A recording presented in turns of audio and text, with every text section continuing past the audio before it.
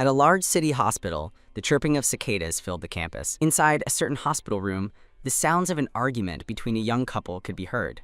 The car is downstairs. I brought my mother to the city hospital for a checkup. Quinron will follow you later.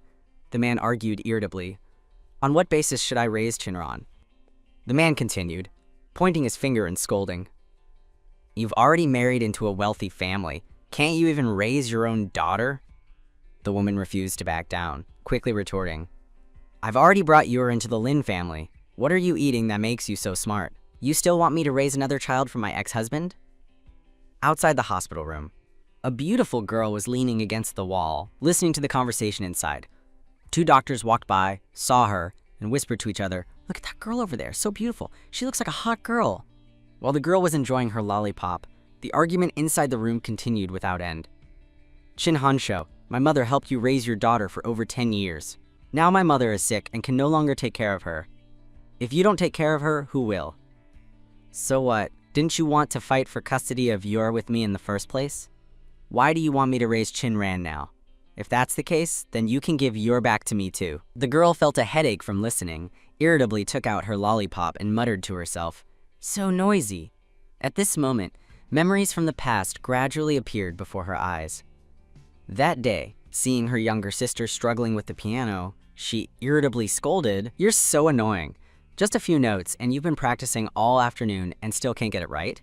Let me play it for you once, and you'll understand. Seeing her sister rush over, the younger sister hugged the piano and turned to avoid her. Sister, don't touch my piano! What the heck do you understand? Hearing the commotion, their mother walked over and asked irritably, What's wrong? Are you arguing again? The elder sister lowered her face, unable to speak, and didn't know how to explain. Mom! Seeing their mother arrive, the younger sister immediately switched to acting mode, sobbing, Wah! Mom, sister says I'm noisy when I play the piano, and it affects her playing games, so she keeps trying to snatch my piano. Seeing her sister making things up, the elder sister stammered in surprise. I didn't. Their mother, without distinguishing right from wrong, immediately scolded. Chinran, if you have nothing to do, go outside and play. Don't disturb Yor's piano practice, understand? Chinran's face was flustered as she tried to explain, Mom, please believe me, I didn't. Before she could finish, her mother immediately cut her off. Don't make excuses. Hurry up and get out. Chinran, embracing her disappointment, secretly thought, Oh, forget it. If I have to go out, then I'll go out. With that, she quickly ran out of the biased house. Outside, the sky was pouring rain nonstop. She reached out her hand, lonely, catching the raindrops, and said to herself, It's raining? Dad must be getting off work soon. Dad didn't bring an umbrella today, did he? He must be off work. She went back into the house to get an umbrella, wanting to pick up her father. As she was walking on the street, she heard sounds echoing from somewhere. Such a thick wallet! Are you lying to me when you say you don't have money? Out of curiosity, she immediately turned around and looked into a nearby alley. Inside the alley, a blonde guy was bullying someone. A weak young man in a white shirt explained, That's my tuition money that my mother gave me. You can't take it. The blonde guy heard this and began to threaten. You said you lost it, right? Then beg me. I don't think your mother wants to see you with a bruised face, does she? The blonde guy grabbed the white-shirted young man by the collar, who pleaded in fear. Please let me go. Don't hit me. Seeing the blonde guy about to strike, Chinran quickly shouted, Hey, stop right there. She was furious and spoke up for the white-shirted young man. He already said it's his tuition money. Aren't you ashamed to demand it? I think your face is really thick. Scolded, the blonde guy irritably let go of the white-shirted young man, glanced at Chinran and said, Little sister, didn't your mother ever teach you not to meddle in other people's business? Quinran's eyes, cold as ice, stared intently at the blonde guy. She stood looking at him challengingly. If you're so good, then come at me and try to make a living. After that, only the sound of someone being beaten and screaming filled the alley. Thump, thump, thump, ah! After dealing with this, she excitedly ran home to show off to her father. Dad, you're back. Today, I defeated a high school student and helped a friend who was being bullied. Seeing her father pay no attention to her, she paused. Dad? Her father, holding a gift box, happily said to his second child, I heard you won an award again. Today, Dad braved the rain to buy you new toys. Come, take a look and see if you like them. I like everything Dad buys. Thank you, Dad. Their mother saw her return and pointed her finger, scolding, Chinran, where did you run off to again? You're going crazy, looking like this. I see you only cause trouble every day. If you keep this up, don't come back. You annoy me so much to look at, and you're not feminine at all. Look how well-behaved your younger sister is.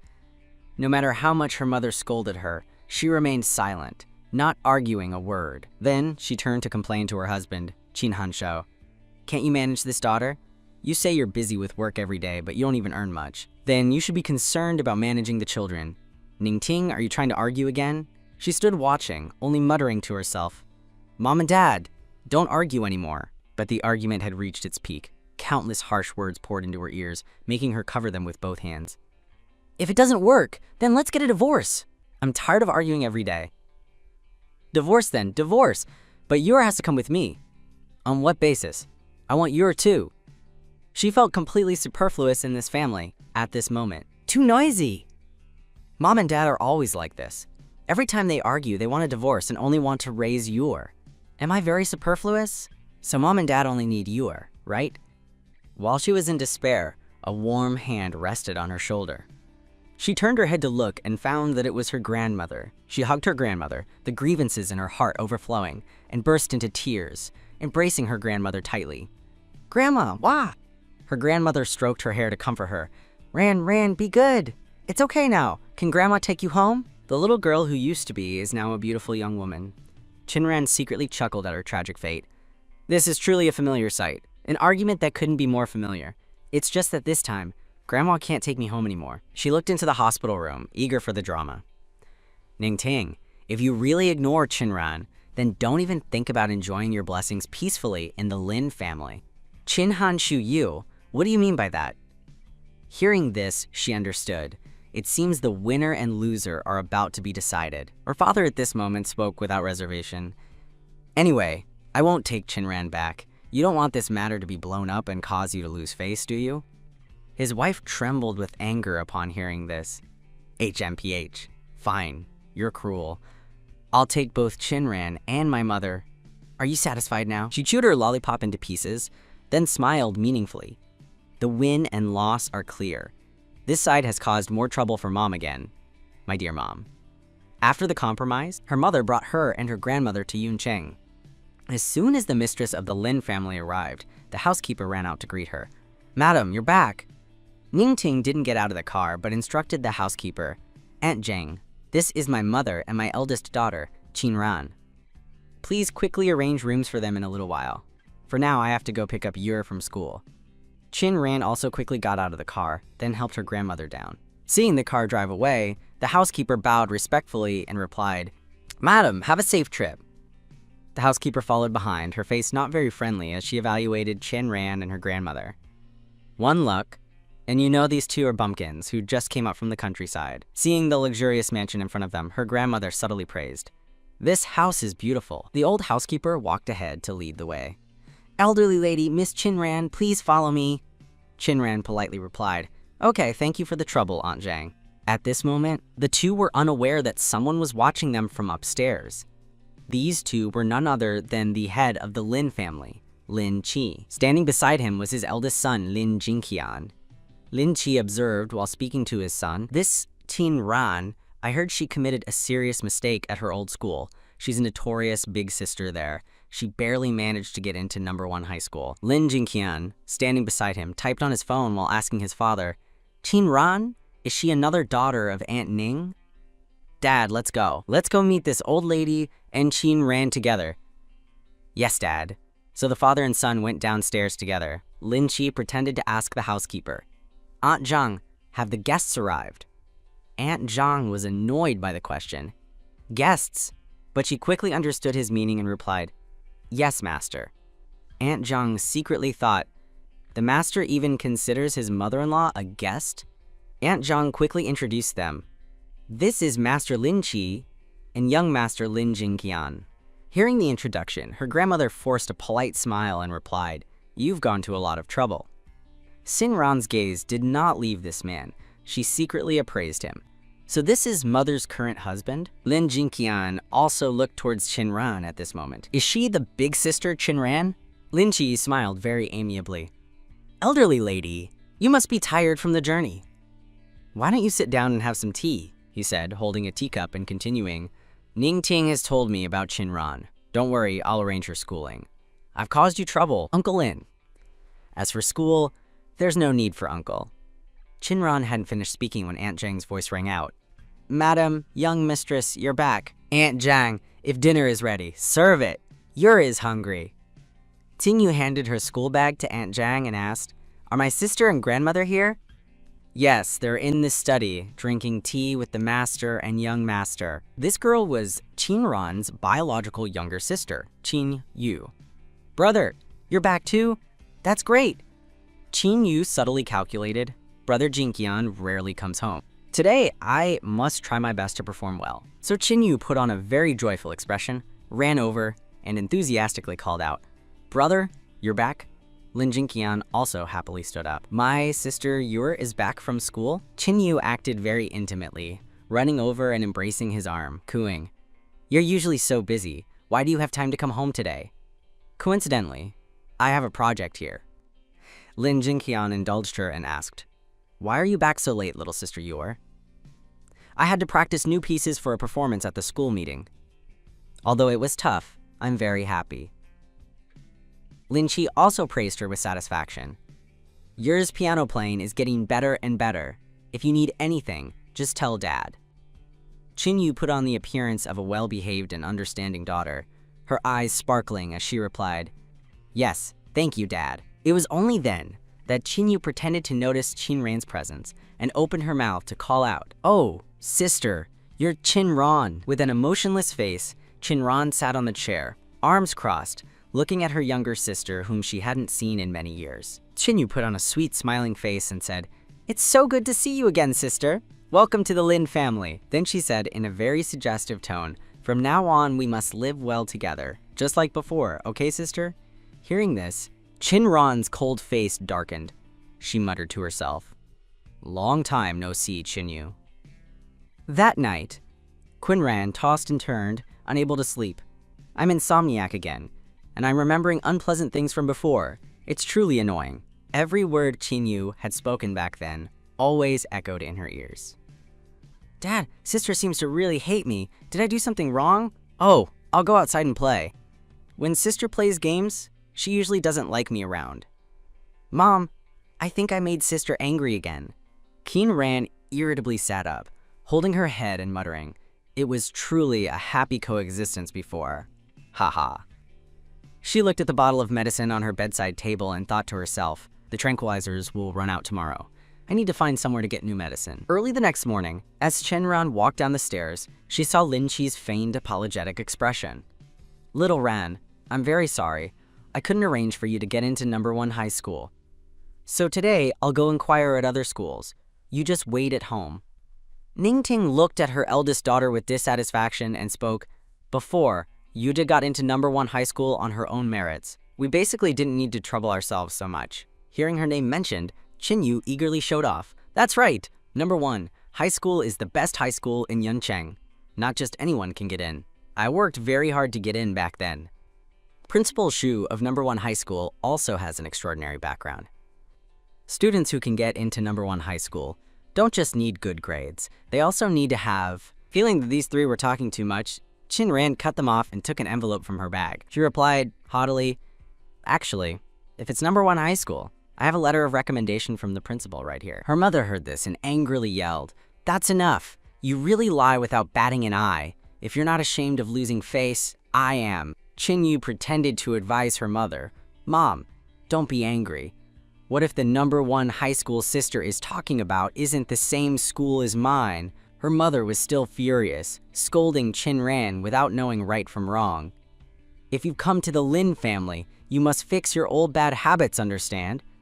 Qinran's eyes, as she looked at Qin Yu at this moment, were filled with murderous intent. She gritted her teeth, thinking, After all these years, I can't believe this little girl still likes to put on an act like this. Not wanting to argue with them, she pulled down her hat and walked outside. If there's nothing else, I'm going to school. Her mother continued to scorn her in anger. What kind of school could you get a recommendation letter from? If it's not a complaint letter, then you're lucky. Going to school? I think you're going to an internet cafe. You're really going to infuriate me. Chin-yu stood by, adding fuel to the fire. All right, Mom, don't be angry anymore. Sister didn't intentionally lie. As Chin-ran walked past Lin Jinqian, the letter in her hand caught his attention. Seeing the clear seal on the letter, Lin Jinqian's mouth dropped open in shock. Good heavens, this seal is... He couldn't help but speak in surprise. The seal on that envelope is Principal Shu's personal seal. So she wasn't lying. Hearing these words, not only Ling Qi but also Qin Yu were equally surprised. What? It's real. I can't believe that recommendation letter is actually real. At number 1 high school, countless footsteps of female students running somewhere echoed. I heard a new, super handsome doctor just transferred to our school's infirmary. Ladies, what are we waiting for? Let's go see him. In front of the infirmary, countless female students stood looking through the crack in the door, constantly exclaiming, Wow, he's so handsome. Yes, even more handsome than my idol. Where? Let me see too. He's behind that curtain, Yaya. Don't push. Inside the room, a doctor was asking a female student, Miss Yu, may I ask if you're here for medicine or a checkup? The girl's face flushed as she replied, I want to get medicine. Yes, I want to get some vitamin C. Thank you, doctor. Behind the curtain, where the two were talking, another doctor was sitting, reading documents. His beauty was exactly like those cold CEOs in movies. The girls outside were practically drooling. Wow, these eyes, this mouth, this is too perfect. Each girl smiled, their hearts pounding. While they were busy admiring the handsome doctor, the school bell rang for class. The girls felt extremely annoyed. How hateful! We have to go to class now. Let's hurry. We'll come back during lunch break. A doctor leaned back in his chair, looking quite relaxed. It's finally quiet. This doctor's name was Luo Zhaojing. He looked at his best friend and complained, I'm telling you, Cheng Xuan, why did you give up being a wealthy young master in the capital to come here and be a school doctor? Luo Zhaojing secretly cursed, and you dumped all the work on me too. It's exhausting. Seeing his friend keep grumbling, Cheng Xuan glanced over. If you say so, then let me do it. Luo Zhaojing immediately flinched and rejected. No, you're Cheng Xuan. Just leave all the rest of the work to me. Seriously, if those people who paid huge sums to book your surgeries saw you here giving free checkups to students, it would be strange if they weren't furious. As the two were chatting, they suddenly heard a knock-knock at the door. One ran, although dressed very simply, still exuded a beautiful aura. Excuse me for disturbing. Do you sell tranquilizers here? Luo Zhaojing's eyes sparkled at her beauty. Oh my god, this girl is so beautiful. At this moment, Cheng Xuan's attention was also on Qinran. Luo Zhaojing, after regaining his composure, scratched his head and awkwardly asked, Student, tranquilizers are prescription drugs. You can't just buy them by saying you want to. He wondered inwardly, is this girl here to admire handsome men again? Seeing that she wasn't getting the results she wanted, Qinran pulled down her hat and coldly replied, I was just asking casually. If you don't have them, then fine. But before she could leave, Cheng Xuan stood up and told her to wait a moment. He would get the medicine for her. Luo Zhaojing was quite surprised by this, then walked over and whispered into Cheng Xuan's ear. Cheng, she wants tranquilizers. You can't just give those out casually. Cheng Xuan, opening the medicine box, replied, Do you think I would casually give medicine to a patient? He walked over to Qinran and handed her the medicine. Here's the medicine you need. The dosage is for 3 days. Come back to me after you finish it. Seeing him carefully wrap the medicine, and even give her a bottle of eye drops, she was quite surprised, and stood thoughtfully, unsure what to think. After a moment, she took the medicine, looked up, and thanked him. Then, without any unnecessary movement, she quickly turned and left. Luo Zhaojing asked Cheng Xuan, worried, Cheng, you just gave it to her like that? Cheng Xuan's gaze still hadn't left her retreating figure. I think she really needs it. Don't worry, this isn't a tranquilizer. It's just a sleep aid. At this moment, in the principal's office of number 1 high school, a teacher was questioning Principal Shu. Principal Shu, you want to put such a problematic student into my class A1? Kao is not a place for these unhealthy students. This teacher, whose name is Li Aideng, the head teacher of class 12A1, threw a stack of documents onto the table and continued to speak loudly. Teacher, take a look at this. In this stack of records, if they're not fighting or skipping class, then they're all critical reviews of bad behavior. I don't even need them, they just dirty my hands.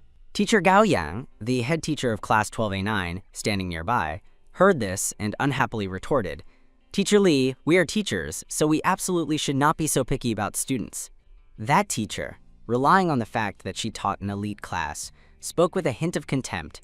"Your words sound so good. It's not like they're being put into your pathetic class, so why are you afraid?" Teacher Yang, undeterred, responded, "If they were my students, I would, of course, take responsibility." "Oh, so fierce are you? I think Teacher Gao is truly noble. No wonder you've been teaching for over 25 years and are still stuck in the same place." Hearing Teacher Lai's disdainful tone, Teacher Gao was so angry he couldn't speak. Principal Shu, at this moment, pretended to cough a few times and then probed, "So Teacher Gao, are you willing to accept this student?" Teacher Gao quickly replied, "Of course I am."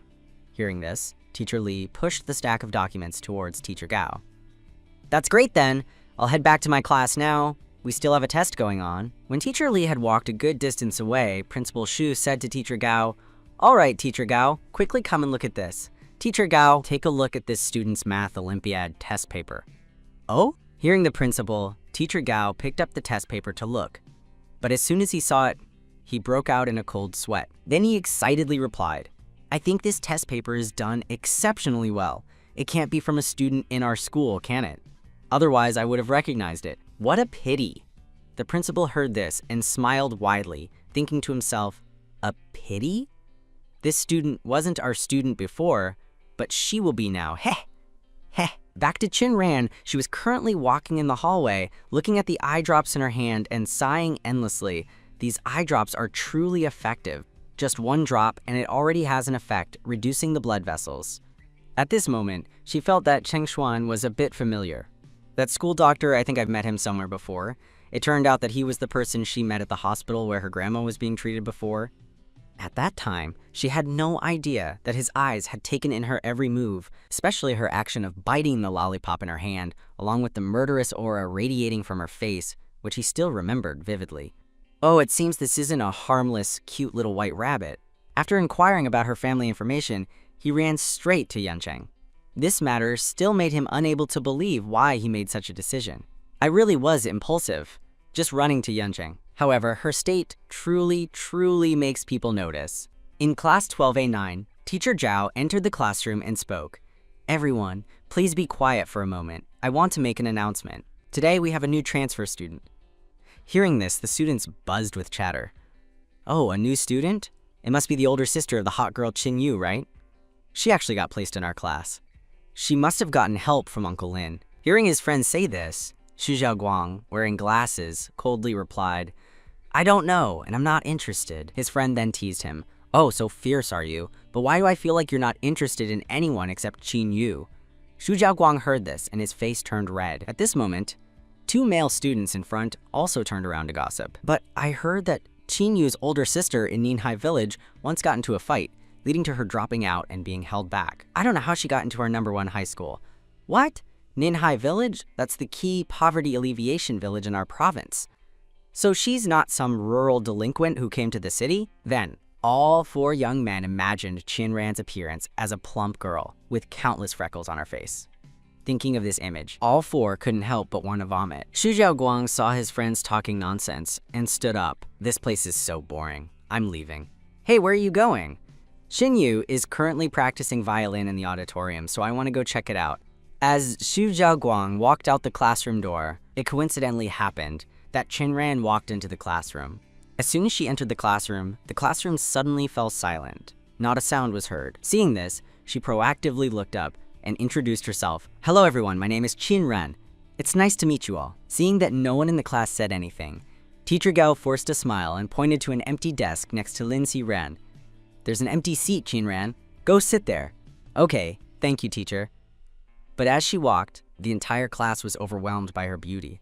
"Wow, she's so beautiful. She really has an extraordinary aura." Some male students at this moment had hearts in their eyes and even drooled, seeing Chin Ran's stunning beauty. "No one fight me for her. This delinquent must belong to me." HMPH, it's not that easy, brother. Everyone has a heart that loves beauty. As soon as Chin Ran sat down, the girl at the next desk spoke up to start a conversation, but still very timidly, having heard of Chin Ran's past reputation. Hi, my name is Lin Si Ran." Quinn Ran also happily greeted back, "Hello?" The people who were gossiping about Chinran earlier were now extremely surprised, thinking, this classmate is so different from the rural girl we talked about earlier. It's truly a pity Xu Zhaoguang didn't see this transfer student. I think she's no less than Qin Yu. Exactly! When school ends, we have to find her to socialize. Do you guys understand what I mean? Hee! And so, the day of school finally ended. The dismissal bell rang. Lindsay ran with anticipation in her eyes, turned to Chinran and suggested, hey, do you want me to show you around the school a bit? Anyway, you just arrived and aren't very familiar with this place yet. But Chinran quickly refused. I'm really sorry, I have to go home today. Lindsay Ron heard the answer and cried internally until she had no more tears. Boo-hoo, I was rejected! But she's a great beauty, so being a little cold is normal. While she was crying to herself, Chinran smiled brightly and turned back to say, Siran, thank you. Remember to take me next time. Lindsay Ron heard this, and her eyes narrowed in a smile. Okay. Student Chinran, hurry home. The girl thought to herself, wow, I was wrong earlier. The great beauty isn't cold at all. She's even prettier when she smiles. Seeing Chinran leave, two students standing behind also stood up. She's gone. Let's follow her quickly. At this moment, Chinran's heart was filled with thoughts. Soon I'll be back at the Lin family's house and have to see those people again. So annoying. Just then, she heard voices from behind. Hello, new classmate. Don't leave so fast. Hearing them, she glanced back. As soon as she turned around, she realized that 3 classmates had been following her from behind. One of them even spoke mockingly. Hey there, you don't seem to be in a very good mood, do you? Do you need us brothers to play with you? Haha, we've prepared a very grand welcome party for new students. You definitely have to join. Across the street, Luo Zhaojing was scratching his head, looking at the directions on Google Maps. Mom, is this Google Maps wrong? How do I even find the restaurant Old Shu mentioned? As he was searching, he suddenly spotted Chinran. Oh, hello. Isn't that the girl who came to ask for tranquilizers this morning? Zhang Xuan, who had just arrived, also looked over when he heard this. Then he said to his friend, it looks like she's in a bit of trouble. Go over and help her quickly. Luo Zhaojing immediately rolled up his sleeves, excitedly volunteering, You're really giving me the chance to be a hero saving a beauty? Alright, Cheng Xuan, quickly watch how cool I look on the field. Seeing his friend overdo it, Cheng Xuan was speechless. The classmate, who still hadn't seen the coffin to shed tears, hadn't seen enough trouble to be scared. He walked very close to Chinran. You can't blame me. It's all because you're too beautiful, which makes me unable to resist on the main road. Just as this guy's hand was about to touch Chinran's face, she was quicker and firmly grabbed his wrist. She smirked, her eyes filled with murderous intent, like a god of death. This counts as you guys making the first move, right? Before the group could even understand what she meant, their faces still dumbfounded, they heard a crack. His arm was twisted backward by her. The guy gasped in pain, tears welling up. Ow! It hurts! What are you guys still doing there? All of you, go for it! Chinran's movements were incredibly fluid and fast. She forcefully kneed the guy in the stomach, almost making him meet his ancestors. Big brother, we've come to save you. One guy lunged, throwing a punch at her, but she quickly caught it. HMPH, you stinking brat, dare to hit my brothers? Today, do you want to die? Seeing these guys continuously bragging without any shame, Chinran quickly used her hands and feet against them. In less than a minute, the entire group was lying on the ground, groaning. Chinran calmly bent down and picked up her school bag. At this moment, she looked no different from a truly cool big sister. As she was about to leave, she noticed someone watching her and glanced over to see who it was. Luo Zhaojing's eyes were wide as saucers, unable to speak. Cheng Xuan. No, Cheng Xuan, am I seeing things? She took down 3 guys in less than a minute. Is this girl even normal? Cheng Xuan's face showed an interesting smile. Indeed, she's even more interesting than I imagined. As Chinran walked past Cheng Xuan, she suddenly said 2 words. Thank you. Hearing this, Luo Zhaojing was displeased and whined. Hey, clearly I was going to save her just now. Why is she thanking you instead? All right, let's go. Old Shu is waiting for us. Luo Zhaojing's eyes were still fixed on the 3 students lying flat on the ground. Those 3 guys seemed to be students from No. 1 high school. Cheng Xuan, who previously exuded an aura that made him unapproachable, scoffed. Do those scums deserve to stay at No. 1 high school? Deal with them quickly. Finally, Cheng Xuan and Luo Zhaojing found the address Principal Shu had given them. The 3 sat and chatted happily. Chang Xuan took a sip of tea and slowly asked, "Old Shu, you've been the principal of number 1 high school in Yuncheng for 3 years, and you still haven't returned to the imperial capital?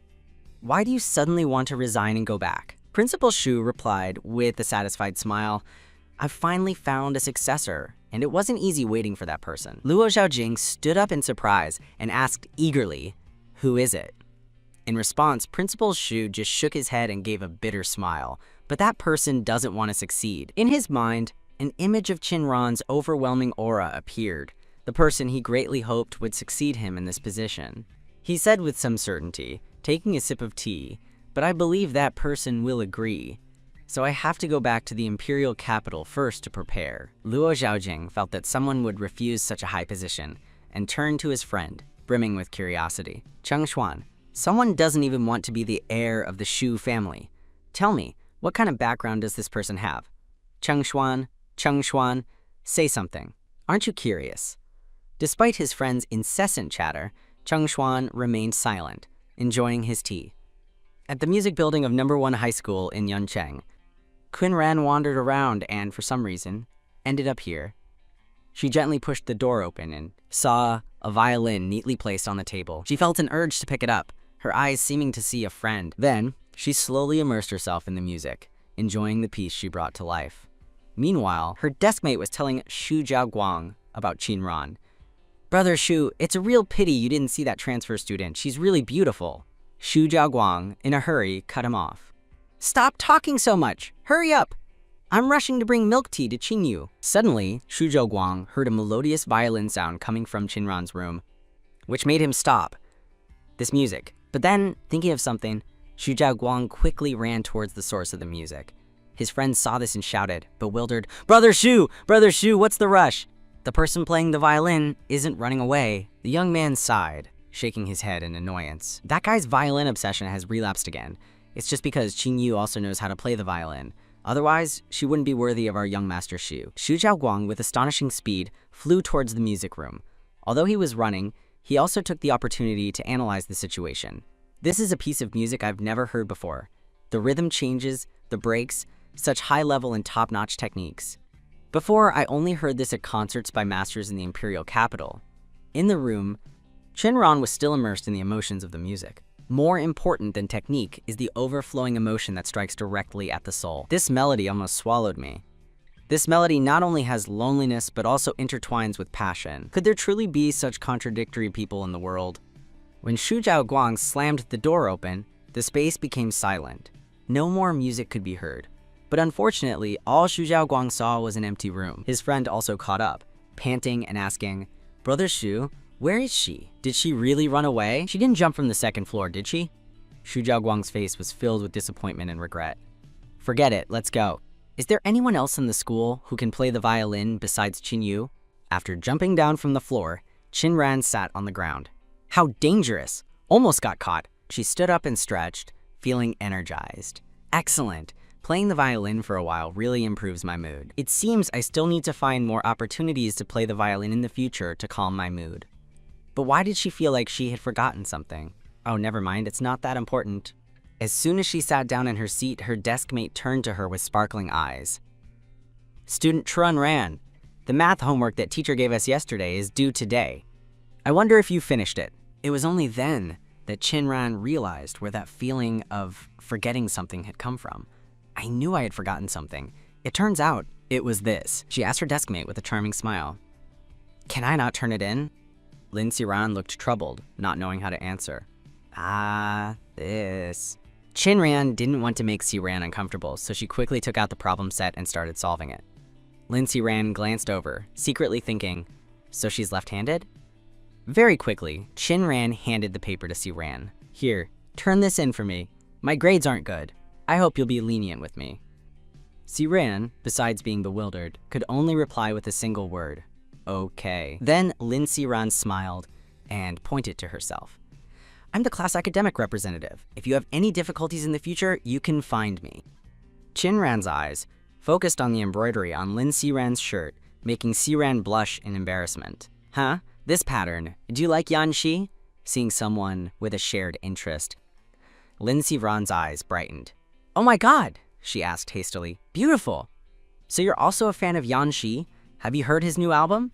Have you voted on the charts? Do you need me to teach you how to register a fake account to vote again? Seeing this excited expression, Chin Ran was frozen, like a statue, because she was a mountain person and didn't really like chasing idols. She broke out in a cold sweat and explained, I'm not. But Lindsay Ran didn't stop. Her will was burning like fire on a plateau. No, Ran, don't worry. I will definitely help you improve your academic performance. After school, I'll take you to buy workbooks. Teacher C. Ran called me by my nickname, Ran. Chin Ran felt a bit nostalgic. Oh, Ran? Besides Grandma and Grandpa, no one has called me that for a long time. So after school, Lindsay Ran dragged Chin Ran along. On the way, she kindly warned Chin Ran, you'd better not provoke Chin Yu from class 12A-1. She's from the Lin family and has brother Shu protecting her. Oh, by the way, you two are both named Chin, aren't you? Oh, right, Ran. Recently, there's a vocational school nearby. Lindsay Ran's eyes at this moment were filled with images of certain people. She paused for a moment before daring to say the two words, school tyrant. In front of the two girls was the image of a young man on a motorcycle, looking incredibly cool. Chin Yu just happened to pass by and saw this scene, gloating inwardly. Why is Wei Zihang here? He's the school tyrant of the vocational school. This time, it seems my sister is in deep trouble. The kind driver politely asked Chin Yu, young mistress, your sister seems to be here too. Shouldn't we wait for her to go home together? HMPH, just drive your car. Don't ask questions you shouldn't ask. Chin Yu's smile was full of schemes. Luckily, my sister still likes to cause trouble like when she was little. I was worried I wouldn't have a reason to kick her out of the Lin family. Some students passing by stopped curiously and whispered, why did this transfer student provoke the vocational school's tyrant as soon as she arrived? It would be a pity if that beautiful face gets beaten. Shh, keep your voice down. What if they hear us and beat us too? We shouldn't watch the commotion anymore. Let's get out of here quickly. Sai Ran, standing behind, was a bit hesitant and scared, her face almost crying. Ran, how about we take a detour? Sai Ran couldn't help but hide behind Chin Ran, crying, wah! Don't come here! We really don't have money for you. Please don't hit us. A kind classmate standing behind waved, reminding her, academic representative, quickly lead the new student this way and make way for Wei Zihang. Siran turned around and realized it was her classmate, then joyfully called out, Chao Cheng, brother Su, is that you too? Siran pulled Chin Ran's hand. Ran, I'll explain to you later. For now, let's go to Cao Qing and brother Shu first. Seeing Siran trying to pull Chin Ran away, the cold young man finally spoke. Wait, stop. Wei Zihang slowly walked towards the two girls. Their four eyes met. Qin Ran stared directly into the young man's eyes without any restraint. Just as his hand was about to touch her face, Chin Ran coldly said, quickly remove your dog's claw! Her words made the scene fall silent. Sai Ran didn't even dare to breathe, then fainted, foaming at the mouth. Chin Ran supported Si Ran and couldn't help but laugh. Then she looked at Wei Zihang. Didn't you hear me? Wei Zihang, quickly tell your underlings to scram. You've scared my deskmate. Wei Zihang's hand had just touched her hair when he froze. Then, the young man smiled brightly, his hand withdrawing. Sister Ran, it really is you. The young man kicked his underlings, chasing them away. You guys, get lost and stand over there. Don't block Sister Ran's way. What are you doing with those fierce faces? Wei Zihang, now docile as a puppy, tried to curry favor. Sister Ran, why didn't you tell me you were coming to Yuncheng? Chin Ran answered indifferently. Sudden decision. I just moved yesterday. Si Ran and some onlookers were stunned, unable to comprehend what was happening. Then the girl trembled and covered her mouth, thinking, Ran seems to be very close to the school tyrant. She scared me to death just now. My legs are still weak. Qin Ran punched Wei Zihang's chest, then ordered, quickly find someone trustworthy to take my deskmate home. You guys scared her so much she can't even walk. Wei Zihang immediately turned to his underlings. What are you guys still standing around for? Quickly take her home safely, or I'll beat you to death right now. Seeing Chin Ran's retreating figure, one underling couldn't help but ask, trembling with curiosity. Boss, Wei Zihang, who is she? Wei Zihang looked at Chin Ran proudly and replied, Sister Ran, she's the village tyrant of Ninghai Village, and she's my ancestor. After that, the young man stumbled and chased after her. Sister Ran, where are you going? Wait for me. Chin Ran replied very briefly, to buy books. Wei Zihang's underlings went to see Ran, smiling to curry favor. Sister, Do you want to go back to school now or eat dinner? Chao Qing's head was full of question marks. Oh my god! What's this new hot girl's background that even the vocational school tyrant has to grovel like this? Su Jiao Guang also looked on with frightened eyes. At this moment, at the Lin family home, during dinner, Qin Yu started her theatrical act again. What's you're thinking about? So distracted. She put on a worried expression and pretended to say, when school ended this evening, I think I saw sister with someone from the vocational school.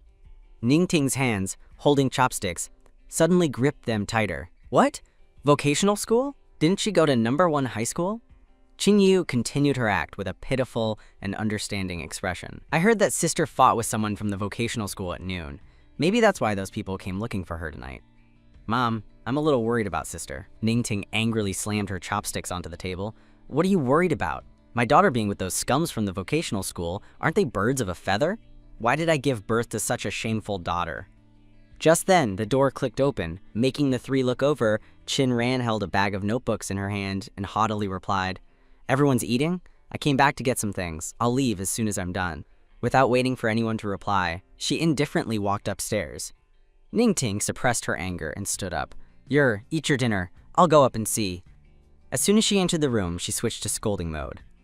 Qin Ran, who are you showing that sour face to?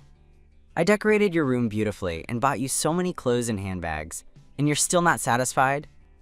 Oh right, you said you went to fight with someone from the vocational school, is that true? Qin Ran thought irritably, after all these years, King Yu still likes to put on acts. It's truly too boring. Qin Ran walked past her mother, speaking sarcastically. Congratulations, Mom. You won't have to see my face for a very long time from now on. I'll be at school from now on. When I have time off, I'll visit Grandma at the hospital. She paused halfway, turned slightly, and continued. And also, I never liked pink. Only Qin Yu likes this color. Ningting didn't stop Qin Ran. She stood with her chin propped up, thinking, she's leaving the mansion to live at school. I bought her branded clothes and handbags, but she doesn't even want them. I've never seen anyone cause so much trouble. Oh, forget it then. Out of sight, out of mind. The next day, during her free time, Qin Ran went to one of the largest banks in Yincheng. The teller greeted her with a smile. May I ask what service you would like to use? The teller smiled on the surface, but thought resentfully. This person looks like a poor student. She's not worth my time trying to persuade her to open an account. While the employee was still sighing, Qin Ran pushed a card forward. I want to transfer a sum of money. Looking closely at the card, the employee's eyes and mouth widened in astonishment. This is truly incredible. This is a diamond card. After that, Qin Ran was led to the VIP room. The two employees did a 180-degree turn, bowing and apologizing to Qin Ran. We are truly sorry. We, regular employees, do not have the authority to handle services for your diamond card. Please wait a moment. We are very sorry for delaying your valuable time. Qin Ran waited for less than 3 minutes, and the procedure was completed. The branch manager personally held the card with both hands and presented it to Qin Ran. The dormitory fee for #1 high school in Yuncheng has been transferred. Please accept your card. Okay, thank you. Seeing Qin Ran leave, the employee whispered to her boss, Manager, that girl looks so young, but she's so capable. She actually has a diamond card. The manager also whispered back, This is the first time I've seen a diamond card too. I heard that the number of people who own a diamond card can be counted on one hand. It's truly unexpected that someone so young already owns one. Leaving the bank, she quickly walked towards the school. Reading the information on her phone, she mumbled, Which idiot spent such a large sum of money just to assign me this task? I already said I wouldn't accept it, so why are they still pestering me? What are these guys doing? After walking for a while, she stopped at the school infirmary. Her eyes showed vigilance. The mission giver's location is the school infirmary. This seems quite interesting. Even though I didn't accept the mission, I'll still go check it out. Thinking this, she boldly pushed open the infirmary door. Seeing her walk in, Luo Zhaojing was greatly surprised. She awkwardly brought his hand to his chin and coughed a few times. Excuse me for disturbing.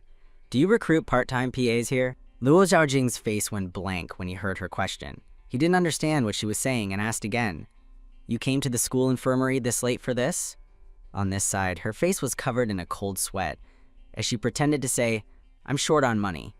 Although she said this aloud, she secretly thought, I wonder if this excuse will work. Luo Zhaojing, after observing Qin Ran, made a judgment. This girl's bag looks very old, so she's probably really short on money. But Chang Xuan has never liked being bothered by others, especially females. Thinking this, he awkwardly scratched his head and said, "I'm sorry," he thought inwardly. So many female students are coming to the school infirmary today. Chang Xuan is always pretending to sleep, fearing that he doesn't want to get involved with female students here. But contrary to Luo Zhaojing's prediction, Chang Xuan suddenly opened his eyes and asked Qin Ran an unexpected question. "Do you know how to cook?" His question made both of them completely bewildered. Looking at his handsome and refined appearance, Qin Ran secretly sighed inwardly. No wonder so many female students run to the school infirmary every day, so that's why. She looked at Chang Xuan and replied briefly, "Of course I do." Chang Xuan, with a sleepy face, put his hand on his nose and slowly said, "Lunch and dinner, paid daily. Start tomorrow, okay?" Qin Ran replied, "Okay," and then turned and left. Luo Zhaojing gasped, and then turned and left. Behind her, Luo Zhaojing looked at Chang Xuan with a very puzzled expression. Chang Xuan calmly lay down on the chair, preparing to continue sleeping. Luo Zhaojing rushed over anxiously and asked, "Chang Xuan, surely you haven't forgotten that the Chung family butler is coming tomorrow, have you?" "Nonsense, of course, I know. Tell him to go straight to the villa." Hearing this, Luo Zhaojing almost fell over.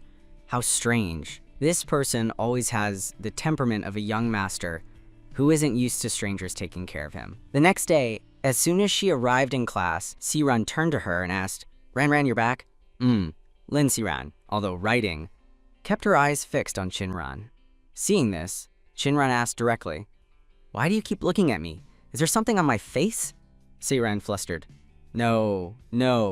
Then she couldn't help but ask with all her courage, Ran, I want to ask, why did that school tyrant listen to you like that yesterday?" Seeing Siran's cute, rabbit-like expression, Qinran immediately burst out laughing and replied, "Because I was really famous back then." As the two were laughing and chatting happily, Shu Jiaoguang from behind reminded the class, "It's almost time. Everyone, prepare your physics homework." Siran immediately panicked, quickly doing her homework, her face almost crying. "The physics teacher is a great demon. His homework must be done." Ran, take my notebook to copy. Kaoqing, also nervous about the physics teacher, hurriedly turned to ask, "Brother Shu, have you finished the last question?" "I haven't yet." Kaoqing didn't believe him at all and whispered slyly into Shu Jiaoguang's ear, "You really don't know how to do it? I don't believe it. Your physics grades are always first or second in the whole grade. Saying you don't know is lying." Shu Jiaoguang's face turned red, and he punched Kaoqing on the cheek. "Stop talking so much. I have to save this question to discuss with Qinyu." Kaoqing continued to tease. "I knew it. How could our physics academic representative not know how to do a question?" Kanarian looked at the exam paper, which was as easy as turning over her hand, feeling a little bored. The physics exam is so boring. Maybe I'll just choose A for all the answers. That way I can get them all wrong. Su Jiaoguang walked over to Qinran's desk. He thought she was trying to copy Lin Siran's answers and scoffed, "Copying is worse than not doing it. Your handwriting is already bad, and you're copying your deskmate's answers. You're truly a world apart from Qinyu." Qinran gave a cold laugh and handed the paper to Shu Jiaoguang, which stunned him. Then Qinran coldly snorted and turned her face away. HMPH. If it weren't for the suffering of, Ran, I'm even too lazy to copy it." Shu Jiaoguang took the answer sheet and looked at it, a disgusted expression appearing on his face. She might be pretty, but unfortunately she doesn't know right from wrong, wasting Lin Siran's kindness. Kaoqing, meanwhile, seemed to be struck by Cupid's arrow, gazing at Qinran tirelessly. "This new hot girl's waist and legs are truly beautiful. I really want to talk to her." After that, the young man imagined himself as a formidable figure, with Wei Zihang kneeling at his feet, feeling extremely smug. If she could teach me how to conquer Wei Zihang, then becoming sworn siblings with her wouldn't be out of the question. After that, Shu Jiaoguang went to Principal Shu's office and knocked a few times. Hearing the knock, Principal Shu slowly replied, "Come in and sit." Su Jiaoguang pushed the door open and entered, respectfully saying, "Yes, Grandpa." As the two sat together, Principal Zhu pretended to cough a few times, and then probed his grandson. "What do you think of this student, Qinran?" Hearing this, Shu Jiaoguang was a bit skeptical. Why is Grandpa suddenly bringing up the transfer student? Seeing his grandson's suspicion, Principal Shu got straight to the point. "This child has a pitiful background, and she once saved me, so I am very fond of her. I think you two are around the same age. What do you think if I arrange an engagement for you two?" Principal Shu felt a little worried. Among this generation of the Shu family, Only Zhao Guang is somewhat outstanding. I wonder if Qinran's grandmother would approve of him. Thinking of Qinran's bossy demeanor, looking down on everyone, Xu Zhaoguang was disgusted. But more than that, he was astonished by his grandfather's proposal. An engagement? No, Grandpa. You said Qinran once saved you?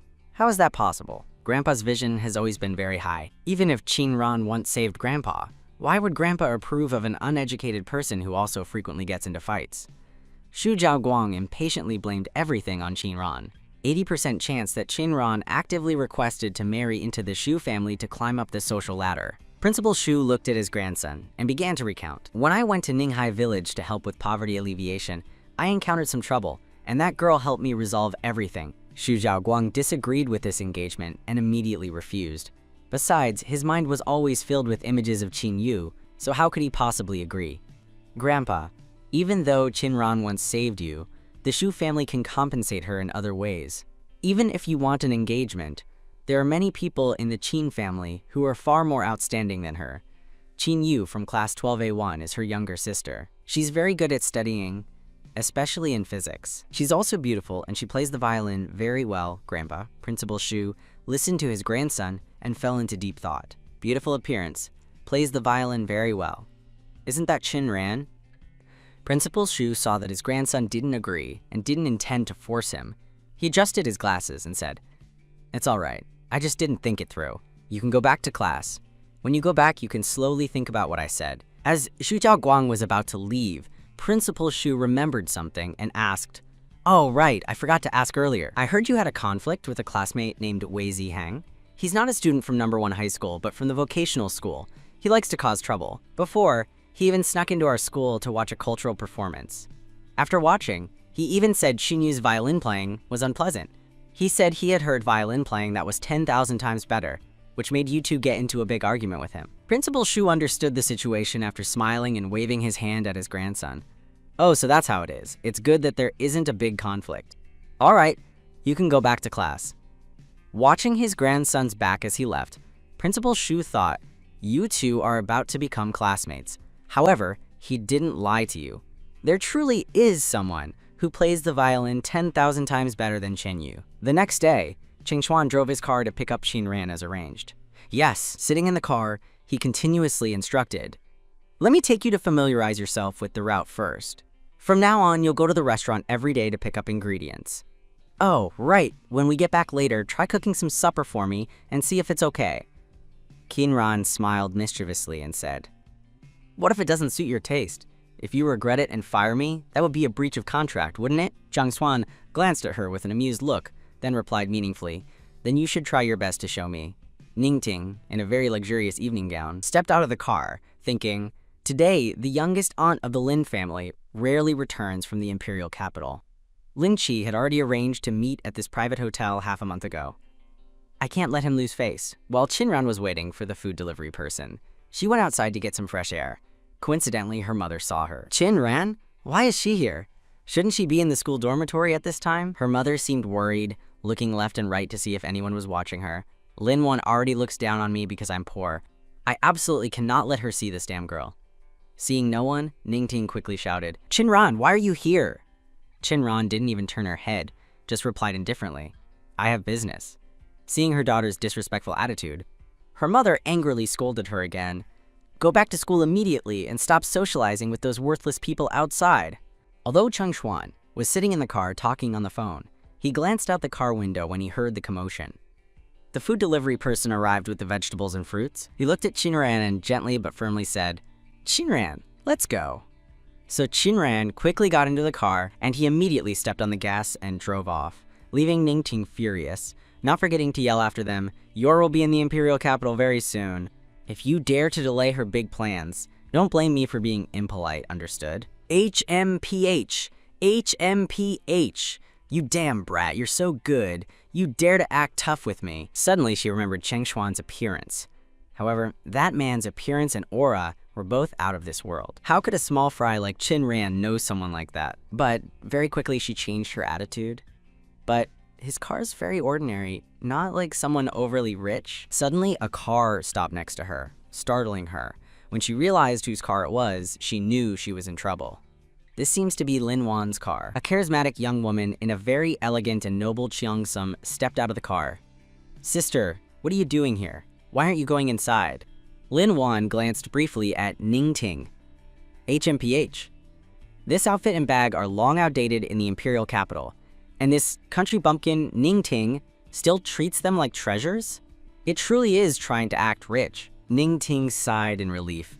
Luckily, she didn't see Qinran. Then she smiled obsequiously. It's nothing, sister. I just arrived too. Lin Wan's gaze was still fixed on Cheng Xuan's car that had just driven away.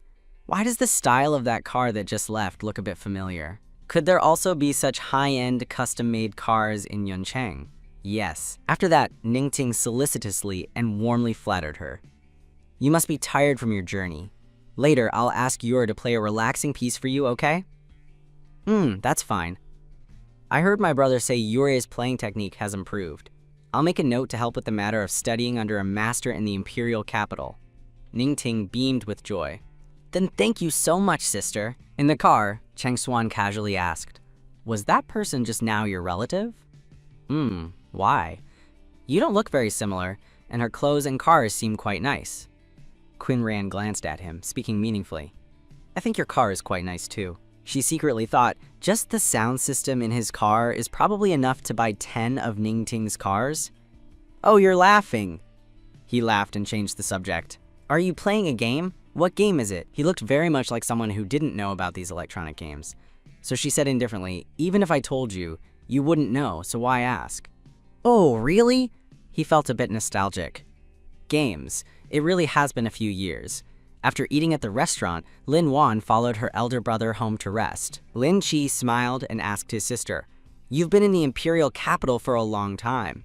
Do you think the food just now suited your taste? Lin Wan also smiled and replied to her brother, Brother, the restaurant you chose is comparable to restaurants in the imperial capital. I really liked the music Yor played just now. It was very good. Yor, go up and continue practicing your instrument. Qinyu smiled to please her. Thank you, Auntie. After you've rested, Yor will come and chat with you. Ningting also understood and retreated. I'll also go upstairs and arrange the things my mother needs. You two can take your time talking. After only the two siblings remained, Lin Wan's smile faded, and she asked, I heard Ningting brought back another illegitimate child? I heard her character isn't very good, and she even wants you to help deal with her troubles. Lin Qi's low voice resounded. That girl's name is Qinran. She also has some ability. She managed to get into #1 high school by herself and doesn't live at home. She's probably not as bad a child as you say. Lin Wan scoffed, thinking, how could a child born from this sister-in-law of mine be any good? Brother, a dog that bites doesn't bark. So don't let that girl pretend to be obedient and naive and cause trouble in this house. I only acknowledge Yor as my niece. Lin Qi smiled with satisfaction when Qin Yu was mentioned. These past few years, Yor has indeed brought honor to the Lin family. No wonder you like that child. Oh, right, Grandmaster Wei has always wanted to take on a disciple. Soon, I'm preparing to take Yor to the imperial capital to meet him. Lin Qi's eyes lit up when he heard this name. Is that the world-renowned performer, Grandmaster Wei Lin? If Yor is lucky enough to be, he could be accepted as a disciple, then our Lin family's reputation could reach a new level. Upstairs, Ningting lovingly instructed her precious daughter, Yor, after practicing your instrument, rest early and take care of your health. Okay, Mom, I know. Suddenly, while tidying up, Ningting accidentally dropped a crumpled piece of paper onto the floor. Qinyu saw it and reached out to pick it up and examine it. But after clearly seeing the contents, her eyes widened in astonishment, as if she couldn't believe what she was seeing. Is this a musical score? Seeing Qinyu wasn't asleep but had come out, Ningting turned back to ask, Yor, why are you out here? Qinyu hid the paper behind her back and made up an excuse. It's nothing, Mom. I just came out to tell you to be careful on the road. Qinyu's hand, holding the paper with the musical score hidden behind her back, was clenching it tightly. Returning to her room, she carefully closed the door and pondered. This must be the original musical score. The level is also much higher than mine. If I can practice this, wouldn't that be great? Qinyu was now extremely curious about the origin of this musical score.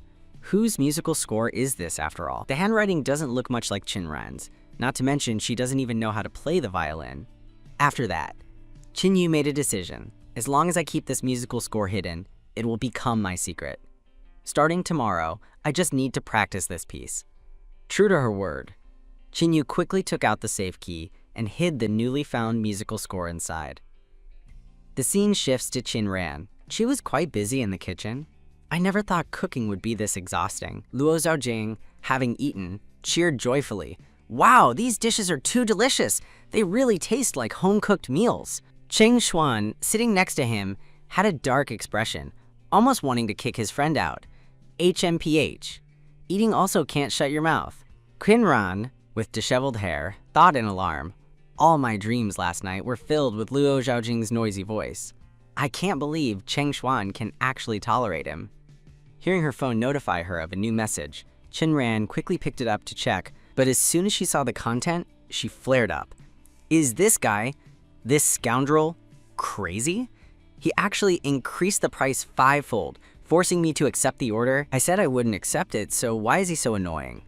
She quickly composed a rejection message and sent it to the other party. Trinran sighed and continued to bring up 2 more dishes. Forget it. I have to let them finish eating quickly now. Later, I still have to go see Ningting. How troublesome. As soon as she brought up the food, she heard Luo Zhaojing say, Cheng Xuan. The other side refused again. Cheng Xuan ate while coldly replying, even 5 times the price isn't enough? Then let's go big and increase it 50-fold. Huh? Hello? Why does that sound familiar? Seeing Chinran just standing and not sitting, Cheng Xuan looked up and asked, why aren't you eating? Chinran simply replied, I'll eat outside later. It's fine. Cheng Xuan, having eaten his fill, put down his chopsticks. Where are you going? I'll take you. Chinran didn't refuse. New Yu Hotel. Cheng Xuan immediately stood up. Before leaving, he didn't forget to instruct his close friend, after you finish eating, remember to clear the table and chopsticks, okay? That young man was still diligently eating. Cheng Xuan, have you finished eating? Don't go, both of you. The young man sat there with a bag full of questions. But when did our Cheng Xuan become someone who likes to help others? Very quickly, the car stopped in front of the New Yu Hotel. Chinran opened the car door. Before getting out, she didn't forget to say thank you. All right, you don't need to be so polite. As Chinran stood up, her phone in her dress pocket accidentally fell onto the seat. Seeing her phone ring, Cheng Xuan reached out and picked it up to check. He was greatly surprised to find that the caller was a hidden number. Recently, all the contact numbers for the commissioning party for entrusted tasks are like this. Hearing the familiar ringtone, Chinran also knew she had dropped her phone. She grunted, then turned back to the car. Cheng Xuan immediately handed her the phone. You have a call, Chinran indifferently replied. Ignore it, they're just telemarketers. Looking at her retreating figure, Cheng Xuan was filled with suspicion. Could it really just be a coincidence? Annoyed by the calls, Chinran put on her earphones and then answered the call. As soon as she picked up, the other end quickly spoke first. The price for that mission has increased 50-fold. Are you really not taking it? Seeing the somewhat attractive amount of money, she gritted her teeth and decided to accept. All right, send me that idiot's information. Very quickly, information was transferred to her phone's inbox. As soon as she looked at the information, a furious fire burned within her. Good, it's him indeed! Her face darkened, and a powerful, murderous aura emanated from her entire body. After that, she gave a cold laugh and replied, All right, I'll take this mission. Inside the New Yu Hotel, Ningting and her relatives were having a family gathering. The aunt in the purple dress, sitting next to Ningting, kept praising. Oh my dear, you really married a good man. Not only does he let you spend money freely, but he also raised a daughter like Chinyu. Ningting, flattered, laughed with great delight. Of course, Yuer has never needed me to worry since she was little. Now she studies in the gifted class at #1 high school and has even appeared on TV for her violin playing. Seeing that Chinran hadn't arrived yet, Chinyu turned and quietly asked her mother, Why hasn't Chinran arrived yet? I clearly told her we're having dinner tonight. Her expression was innocent, but Chinyu was actually a cunning wolf. She secretly laughed inwardly. However, I told her the time 1 hour late. Heh. Ningting, unaware, had a dark, unhappy expression. It's all right. It doesn't concern you. When Chinran pushed the door open and walked in, she heard countless people flattering Chinyu. You're truly getting more beautiful as you grow older. Do you still remember your aunt? Chinran was fed up with these fake people. As expected, they're all here for Ningting and Chinyu. Although Chinyu thought inwardly, who remembers an old hag like you? Didn't you only come to flatter us after seeing that Mom and I became rich? She still appeared adorable and friendly, replying, Of course I remember. Auntie, you've always loved you since I was little. "So your misses you very much?" Quinn Ran had just walked in when she saw her mother and youngest aunt standing on one side. She asked in confusion, "Youngest aunt, why aren't you sitting? Why are you standing?" The youngest aunt awkwardly explained, "There are no more seats. Ran, it's all right. It's fine for me to stand." After that, she pointed at Chin Ran and introduced her to her daughter. "Mokdan, this is your cousin, Ran. Mokdan stammered, "Hello, cousin." Chin Ran's eyes were as cold as ice at this moment. Only my youngest aunt would make my aunt stand behind Ning Ting. Kunan's gaze fell on the violin neatly placed on a nearby chair. She quickly strode towards it. Before Chin Ran's hand could even touch it, she heard a shout. "This violin costs several billions! Don't touch it randomly!" The maid pointed and yelled at Chin Ran. "The young mistress specifically told me to keep this violin carefully, so you are not allowed to touch it." The aunts gasped in astonishment when they heard the price of the violin was several billions. "Several billions? That much money could buy 2 houses in our town. Oh my goodness, is this violin really worth that much?" Ning Ting and Chin Yu were extremely proud to hear everyone's admiration. The youngest aunt quietly said to Chin Ran, Ran, it's all right. You don't need to get another chair." Chin Ran threw her head back and gave a cold laugh. She turned to Ning Ting and said, "Several billions? That's a lot of money." After that, she unhesitatingly picked up Chin Yu's violin. Ning Ting on the other side saw this and jumped up. "Chin Ran, what do you think you're doing?" Ning Ting was about to scold her further when she heard a thud. The violin had been forcefully smashed to the ground by Chin Ran, much to the surprise of everyone present. Chin Ran exuded an overwhelming aura. She brushed her hands and coldly said, "What do I want to do?" Chin Ran pushed a chair closer to the table. "Youngest aunt, there's a chair now. Please sit down quickly." The youngest aunt's face was filled with worry at this moment. Ran, but that violin, how dare you touch the young mistress's violin?" Seeing the maid being aggressive, she coldly said, "What violin? If it's broken, I'll pay for 100 other ones." After that, Chin Ran sarcastically said to the maid, "On an occasion like this, does a nanny like you also have the right to speak?"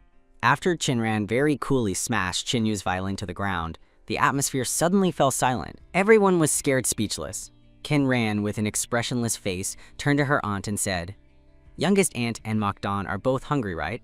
I'll take both of you to eat. After dinner, we'll go visit Grandma." The youngest aunt looked at everyone in the room, then pulled her daughter's hand. "Mokdan, let's go!" Mokdan asked awkwardly. "But Mom, Auntie and Cousin Chin Yu are having dinner. Should we just leave like this?" The youngest aunt's eyes were filled with sorrow as she thought, Ning Ting and Chin Yu clearly don't want to have any relationship with us. This child, Mokdan, still doesn't understand. Thinking this, she said, "All right, don't think about it anymore. Let's go." Seeing all three leave, the maid looked to Chin Yu for guidance. "Young mistress, what should we do?" Chin Yu smiled faintly. "Aunt Zhang, it's all right. Quickly tell someone to serve the dishes." Chin Yu picked up a glass of soda and stood up, saying to those present, "I'm so sorry. I apologize on behalf of my sister to everyone." The aunts immediately waved their hands, flattering her. "Oh, it's nothing. It's nothing, Yura, don't worry. Everyone knows what kind of person she is. Her temperament has been like that since she was little. She's always out fighting every day, never staying put." "That's right, that's exactly it. Now that she's gone, we can finally relax and eat comfortably. Otherwise, we'd feel scared." After that, everyone happily raised their glasses together. Countless praises for Chin Yu echoed throughout the meal. In the hallway outside the hospital, after dinner, the three had visited Grandma for a few hours. Seeing that it was getting late, Quinn Ran told her aunt, "Grandma needs to rest now. I'll take you two home." After experiencing the earlier situation, the youngest aunt was still worried about Chin Ran. Ran, today, you quickly interrupted her aunt. "Youngest aunt, what's wrong with me tonight? Doesn't Ning Ting know that back then you injured your leg trying to earn her tuition fees, and now you can't stand for long?" The youngest aunt saw that her words were a bit too loud. Chin Ran sighed and stroked her hair, apologizing. "Auntie, I'm sorry. I didn't mean to get angry with you." The youngest aunt gently tapped her head, her voice full of affection. "You silly child. Auntie knows you do everything for me, but your mother doesn't owe me anything." The youngest aunt also didn't want the relationship between the two of them to become too bad because of her. Chin Ran bowed her head and gave a sarcastic laugh. "Ning Ting doesn't even need me. She even wants to cut ties with all her relatives. She's afraid they'll come looking for the Lin family and cause trouble, which is why she tolerates them." How could I bear to tell youngest aunt about such an unpleasant matter? It's better to keep it hidden. Yes, after that, she took out a wad of money and gave it to her youngest aunt. Auntie, Mock Dan will probably want to go to #1 high school next year, right? This is the money I earned from my part-time job. Please take it first. The youngest aunt waved her hand, refusing her niece's kindness. Ran, I don't need this money. You keep it and buy some nice clothes to wear. Yes, the youngest aunt was very proud of her filial niece. Ran is so thoughtful. Auntie is very happy that you have such a kind heart. Shinran knew that even if she offered, her aunt wouldn't take it. Understanding her aunt's personality, she didn't force it anymore. All right, I know. Youngest aunt is very stubborn. She has never used the money I sent to her card. No matter how much I give her, she always says she has to save it for me for my dowry when I get married. After that, Chinran made a decision. During the upcoming holidays, I'll go visit my aunt's house and take the money to install an air conditioner for her. Suddenly remembering her aunt, she quickly took out a bottle of medicine and asked, "Oh, right, youngest aunt, you must have finished your medicine, right?" Just as the youngest aunt was about to take the medicine from Chinran's hand, Ningting suddenly walked over and annoyedly said loudly, "Chinran, what are you doing? Grandma is asleep," Mock Dan excitedly and politely replied. "Auntie, Grandma's asleep now. Sister Ran is getting medicine for my mother." Hearing this, Ningting loudly questioned her eldest daughter, Chinran. "Are you still researching those strange things from your maternal grandfather? You should remember that your maternal grandfather caused his own death, and you also became mentally unstable. Do you still want to harm your youngest aunt now?" Ningting's words immediately stunned everyone present. Everyone's expression was filled with extreme surprise. Qin Ran threw a sharp gaze at her mother. She coldly called out 2 words, Ningting. Seeing how scary her cousin was, Mock Dan covered her mouth with both hands. The atmosphere was extremely suffocating. The youngest aunt finally regained her composure. "Sister, what are you saying?" Ningting then realized she had spoken out of turn, nervously clenching her hands. "I was a bit hasty just now, which is why I spoke like that." But immediately she stubbornly argued, "But I'm also doing this for your own good, which is why I'm warning you not to follow in your maternal grandfather's footsteps." Lin Kangshuan's eyes swept over Ningting. He thought inwardly, "Is that Ningting's father? But I remember when I investigated her background before she married into the Lin family, I didn't find anything unusual." Kanan gave a contemptuous laugh. "You shut up! Do you even deserve to mention my maternal grandfather? And also," Chinan's expression immediately changed. She coldly looked directly at Ningting. "I'll say it one last time, I am not mentally unstable." Seeing Chinran aggressively walk towards her, Ningting retreated in fear, still explaining, Ran, I misspoke just now, but now that you're in Yuncheng, if I don't worry about you, who will?" Qin Ran decisively refused to yield.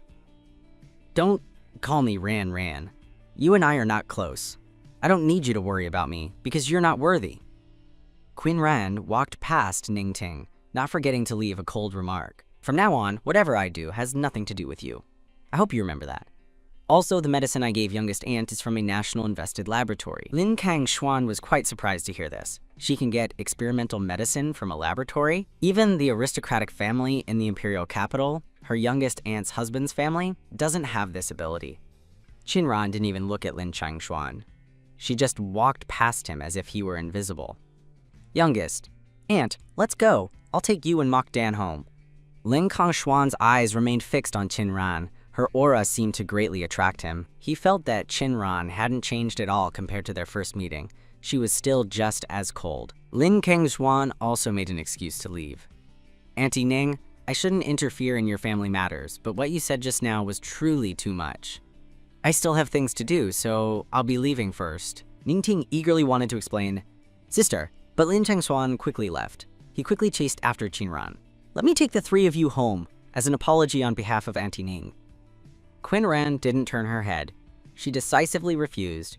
"No need." Lin Changshuan awkwardly stopped. He could only say, "Then, the 3 of you, please be careful." "She's really cold," as expected. I wanted to ask what kind of medicine that was, but I'll figure it out later. Returning to Ningting, she was still resentfully scolding. "HMPH, that rotten little brat Qin Ran. Not only did she ruin the party today, but she also made me lose face in front of Lin Changshuan. Just wait and see how I deal with her later." While she was mumbling to herself, she heard footsteps behind her. She vigilantly turned around and asked, Who is it? What do you want? Luo Xiaojing chuckled and turned to Cheng Xuan. Cheng Xuan, she's asking what we want. Seeing this young man looking at her with an unfriendly gaze, Ningting walked over and asked, You there. Have I offended you in any way?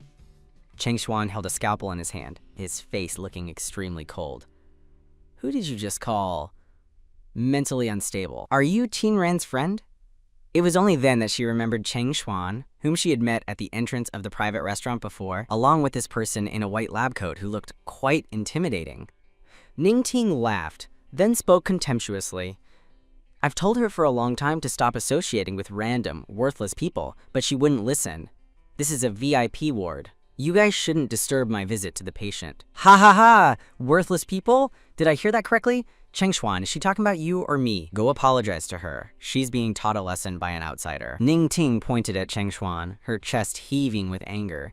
Apologize to him? He's my daughter. How I scold her is my business. And you, who do you think you are to talk to me? Lin Kengshuan was about to rush forward and deal with Ningting's sharp tongue, but was stopped by Cheng Xuan. Cheng Xuan, what's wrong? The elevator door behind Ningting chimed, and then slowly opened. Inside were several people. Ningting saw them and called out, Director Zhang! Her face beamed with a flattering smile. Director Zhang, you've come at the right time! But, in response, she was ignored. Director Zhang quickly brushed past her like a gust of wind. Cheng Xuan, are you done with your work? Everyone's waiting for you. It was only then that Ningting realized she had underestimated Cheng Xuan. Even Director Zhang was deferential to this person. Who exactly is this person? Did I make a mistake? Before leaving, Cheng Xuan didn't forget to shoot a murderous look at Ningting. You remembered to apologize to her, Ningting replied in a daze. Okay. From now on, if I hear you say those 3 words to her again, you understand the consequences, don't you? Luo Xiaojing smiled and shooed her away. If there's nothing else, you can scram. Ningting left, trembling with anger. Director Jiang, seeing the tense atmosphere, took out a handkerchief and wiped his brow. Cheng Xuan, how do you want to arrange this month's surgeries? Luo Xiaojing will tell them the specifics later. I'm going back first. Luo Xiaojing looked like he was about to cry. Cheng Xuan, you're telling me to discuss this alone? Wah! Cheng Xuan smiled threateningly. Otherwise, Luo Xiaojing had to compromise. Okay, I understand. As Qin Ran and her aunt's family waited for a car suddenly stopped in front of her. Mok Dan curiously said, The car's here? But this isn't a bus. And we've waited for so long. Seeing Qin Ran not looking up and still engrossed in her game, the person in the car honked continuously, making her pay attention. Cheng Xuan lowered the window and looked at her, asking, Where are you going? I'll take you. Seeing Cheng Xuan appear here, Qin Ran was a bit suspicious. Why him again? After that, Cheng Xuan took the youngest aunt home to their apartment building. After getting out of the car, the youngest aunt thanked him. Thank you for taking us home. Mok Dan couldn't help but ask with curiosity and admiration. Cousin, was that handsome guy your friend? The youngest aunt was equally happy. Ran, finally. Got new friends too? Qin Ran didn't want to explain in detail, so she just answered vaguely, Yes, let's just say that. I'm working for him. Yes, her aunt walked over and stroked her hair. Ran, you don't need to take us up. Go home quickly and take care of yourself. Don't overwork yourself.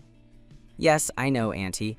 When Mok Dan and Mok Nam come to number 1 high school, if anything happens, you can come find me. Mok Dan, full of thoughts, asked her mother, Mom, when I get into number 1 high school, can I also be like my cousins? Their friends are all rich and handsome. I really admire them. Her mother immediately comforted her. Tomorrow, Mom will buy new clothes for you and Mok Nam. You two just wait to enroll, don't worry. Seeing her walk out, he suggested, Get in the car. Let's go pick up Luo Xiaojing. Then we'll go back to school. Seeing him still there, she was quite surprised. He's still here, waiting for me to go back together? Speaking of which, why did he coincidentally appear at the hospital? After Luo Xiaojing got into the car and saw Qin Ran, he teased, Bully sister, no Qin Ran, you're here too? Seeing her diligently playing her game, Luo Xiaojing took out his phone and suggested, Qin Ran, I see you're also playing 9 provinces. How about we play a ranked match? Just then, Luo Xiaojing's phone received a message. After reading it, Luo Xiaojing excitedly exclaimed, Cheng Xuan, that great master, that person accepted our order. Hearing his friend say that, Cheng Xuan also excitedly slammed on the brakes. A sudden screeching sound came from the tires. Qin Ran almost dropped her phone. She looked at Cheng Xuan in alarm. Luo Zhaojing said smugly. Cheng Xuan, I knew you'd be excited, surprised, and shocked after hearing that, right? Luo Zhaojing looked at Qinran and said meaningfully, Cheng Xuan, tell me, why did that great master suddenly accept our order? I'm not used to this way of doing things. Is that great master? Tonight is truly beautiful, isn't it? Haha! Cheng Xuan, while driving, was full of doubts. Why did that person suddenly agree to accept the order? Did that person discover something? Qinran looked at him and smiled meaningfully. He's surprised, is he? After returning to school, Qinran quickly went back to her dormitory and hugged her laptop. She was currently looking up data in the medical office's computer. It looked very ordinary, but why did Cheng Xuan place an order to track Yu Shiji's whereabouts? She saw a message on her phone and reached for it. Where are you these days? Someone in the country is investigating you. The other side just sent 2 characters. Haha. Do you want to take time to come back to my side soon? Isn't this guy afraid that Jiang Dongye will catch him? She threw her phone aside and made a decision. Forget it. Anyway, I've already accepted the order. I'll occasionally release some true and false information. They won't be able to find Ji Shiji for a while. Lately, I've had some intuition about that previous code. Let's see if I can finish writing it this time. So she quickly manipulated the keyboard, writing the codes that were appearing in her head. Her silence made her roommate annoyed. She looked over. What are you pretending about? Without a word, you're messing with that cheap computer of yours. It's so annoying to look at. As she spoke, she was texting Qinyu. Qinyu, though at home, was still keeping tabs on Qinran's situation. She texted, my sister's personality is quite strange. I'm worried she won't adapt to school life. Can you tell me about the situation in her dorm? Her friend quickly replied, today she's just messing with her computer. Before that, she was pretending to read foreign original books. Does she even understand them? HMPH, she's really good at pretending. Lin Xiran led another classmate and pushed the door open to enter. I brought my classmate back to get 2 reference books. Oh, Ran, you're back? Qinran looked up and simply replied, After going outside, Lin Xiran excitedly asked the blue-haired girl, Feng Mingyu, that was my classmate just now. Isn't she very pretty? Feng Mingyu reached into her pocket, searching for something. Lin Xiran was still engrossed in talking. You don't need to return that reference book to me right away. Just take your time reading it. Feng Mingye held out a lollipop. Lin Xiran, can you give this lollipop to your deskmate? Lin Xiran took it, filled with questions. My deskmate is so cool. Would she eat this? Feng Mingyue smiled and nodded, replying confidently, she'll definitely love it. That night, after returning, Feng Mingyu dreamed of her childhood memories. At that time, she was extremely happy with her friend. Her friend also played the violin very well. They had gone through hardships and joys together in their youth. At that time, neither was absent from the other's life, but for some reason, their relationship broke down. Feng Ningye woke up with a start, tears streaming down her face. I don't want to see you anymore. Coincidentally, Qinran also woke up with a start from her dream at this moment, her face tense and covered in sweat. The next day, as Zhu Xiaoguang was about to enter the teacher's office, he heard the pleasant voice of Auntie Li. Teacher Gao, this Qinran is a terrible student. She's the only one in the entire school who scored 0. This has caused our class's average score to drop by 3 points. I reminded you before, but you didn't believe me and still wanted to accept Qinran.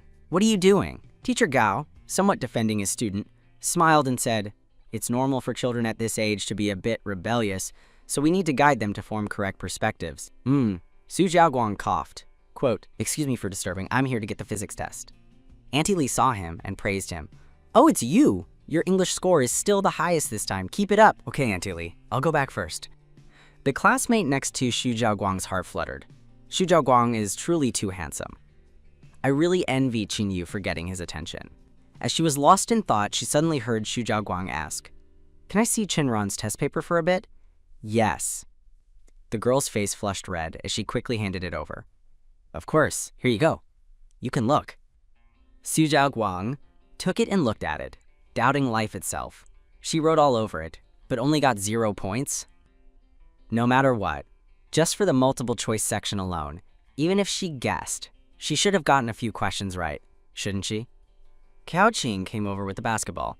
Student Shu, I was looking for you. Didn't Qinyu say she wanted us to listen to her practice a new song or something? Hey, whose test paper are you looking at so intently? Qinyu's? With that, Cao Qing snatched the test paper from Xu Jiaoguang's hand. As he saw the 0, which was even bigger than a goose egg, Cao Qing couldn't believe his eyes. Ah, this is Chinran? 0 points again? I have to make fun of her this afternoon. The young man turned his head and loudly told the crowd gathered at the classroom door. And you guys, if you have nothing to do, stop loitering outside our classroom. Don't come here to tease our class's Chinran anymore. Xu Xiaoguang looked at Cao Qing suspiciously. When did you get along well with Chinran? Cao Qing immediately waved his hands in denial. No way, Student Xu, don't misunderstand. I just think it's interesting how she always gets 0 points on tests. When I'm free and have nothing to do, I just go tease her, that's all. Cao Qing immediately pushed Xu Jiaguang forward. Go take the test paper back to class quickly. Qinyu is still waiting for you. Don't be slow. Xu Jiaguang was still a bit suspicious, but didn't think much of it. All right then. At this moment, Chinran was lying face down on a bench on the school playground near the music room, sleeping. Suddenly, a familiar melody sounded in her ear, startling her awake. Why is it this song? Qinran looked towards the source of the music. Inside the music room, Chinyu was playing but suddenly stopped. The classmates present looked at each other in confusion. Why did she suddenly stop? That's right. Didn't she say she was practicing a new song and invited us to listen? I was even recording. Xu Jiaoguang's mind was filled with suspicion at this moment. Could the person playing the violin last time really have been Qinyu? Qinyu, why don't you continue playing? Qinyu smiled sweetly and made up an excuse. I'm so sorry, I haven't mastered this song yet. I usually practice it secretly, so it's not perfect. After I've practiced it enough, I'll perform it for you next time. Hearing this answer, Xu Jiaoguang turned and left. It's all right. You can practice slowly. I won't disturb you anymore. Some classmates who remained continued to urge Qinyu, you play the violin very well. Please continue playing. We want to hear it. Qinyu watched Xu Jiaoguang leave, feeling a bit anxious. Even if I barely played that song, and even if I stopped in time, did he still hear something unusual? Qinyu's friend, hearing the commotion downstairs, went to the window to see what was happening. Why is it Chinran again? Downstairs, Cao Qing was running after Chinran, constantly teasing her. The short-haired girl looked on with envy. Cao Qing is actually hanging out with her. Cao Qing is probably just laughing at Chinran for getting 0 points again. A rich young master like him, who doesn't hesitate to donate an entire building to our school, how could he possibly look down on Chinran? Cao Qing was truly like a leech, constantly following behind her, whispering and teasing. Chinran, tell me, you're so pretty, so why do you always score 0 on tests? You're probably not doing it on purpose, are you? Chinran's face was full of annoyance. She tried to suppress her anger so she wouldn't yell at this guy. I originally wanted to listen to that violin piece again, but I didn't expect to run into this busybody. Seeing Cao Qing continuously blabbering, Chinran suddenly stopped and turned around. Silence him. Being in such close proximity to Chinran made Cao Qing's face instantly flush, and his heart skipped a beat. In Cao Qing's eyes at this moment, there was nothing but love for Chinran. Seeing his friend suddenly frozen like a statue, Xu Jiaoguang patted his shoulder and asked, Let's go. What are you standing there stunned for? That evening, after school, Chinran went back to Cheng Shuan's place to cook. Luo Zhaojing, while eating, chattered, Cheng Shuan, that great master hasn't taken an order in over a year, so why now? Seeing Cheng Shuan motion for silence, the young man immediately changed the subject. Oh, this dish is so delicious. Cheng Shuan looked at her, full of questions. Why are you here at this hour? Didn't you already come to cook lunch? Chinran just turned her head away and didn't answer. Seeing the fatigue on her face, he asked, Have you finished your tranquilizers? Queen Ran looked up at the medicine cabinet and replied simply, While she was standing there, lost in thought, Cheng Shuan walked up from behind and leaned close to her. This action made her stiffen, and then her heart suddenly pounded. It turned out Cheng Shuan was helping her reach for the medicine box on the high shelf. Pouring the medicine into his hand, he thought to himself, I can't let her take too much at once. I need to control the dosage. As she watched him, he also looked back at her. Seeing this, she quickly turned her head away. Cheng Shuan, not understanding, asked, What's wrong? Oh, nothing. She thought to herself, was that too close just now? Then she shook her head, dismissing the silly thought. Qin Ran turned around, snatched the medicine from his hand, and replied indifferently, Thanks. Oh, by the way, I have something to do outside tonight. I'll cook dinner now, and you guys can heat it up later and eat. Is that okay? Cheng Shuan, of course, agreed. Yes. Do you need me to drive you? Qin Ran, immediately refused. "No need to trouble you. I can go by myself." Luo Zhaojing suddenly rushed in, hugging his laptop. "Cheng Xuan, I went to find old Shu to ask someone to check the data, but I have to wait a bit to know the results." It was only then that Luo Zhaojing realized Qinran hadn't left yet. Oh, you're here too?" Qinran briefly glanced at the data on the computer. She thought, this interface isn't a normal system error. It's been attacked by a hacker. She opened her mouth to say, "Actually, this is..." But then she stopped and thought to herself, it's better to avoid trouble. I shouldn't tell them right away. Seeing both of them looking at her, waiting, she headed towards the kitchen, pretending to say, Oh, nothing at all. I'm going to cook now." While washing vegetables, she quietly analyzed the interface she had just seen. The technique of the person who attacked Cheng Xuan's computer is very sophisticated. Someone not in the industry wouldn't be able to tell. They'll just think the computer is broken. Her hand, washing the vegetables, suddenly stopped. The people under Old Shu might not even realize it's a hacker attack. Once the firewall is breached, the data on Cheng Xuan's computer will be stolen. Her heart was in a tangled mess at this moment.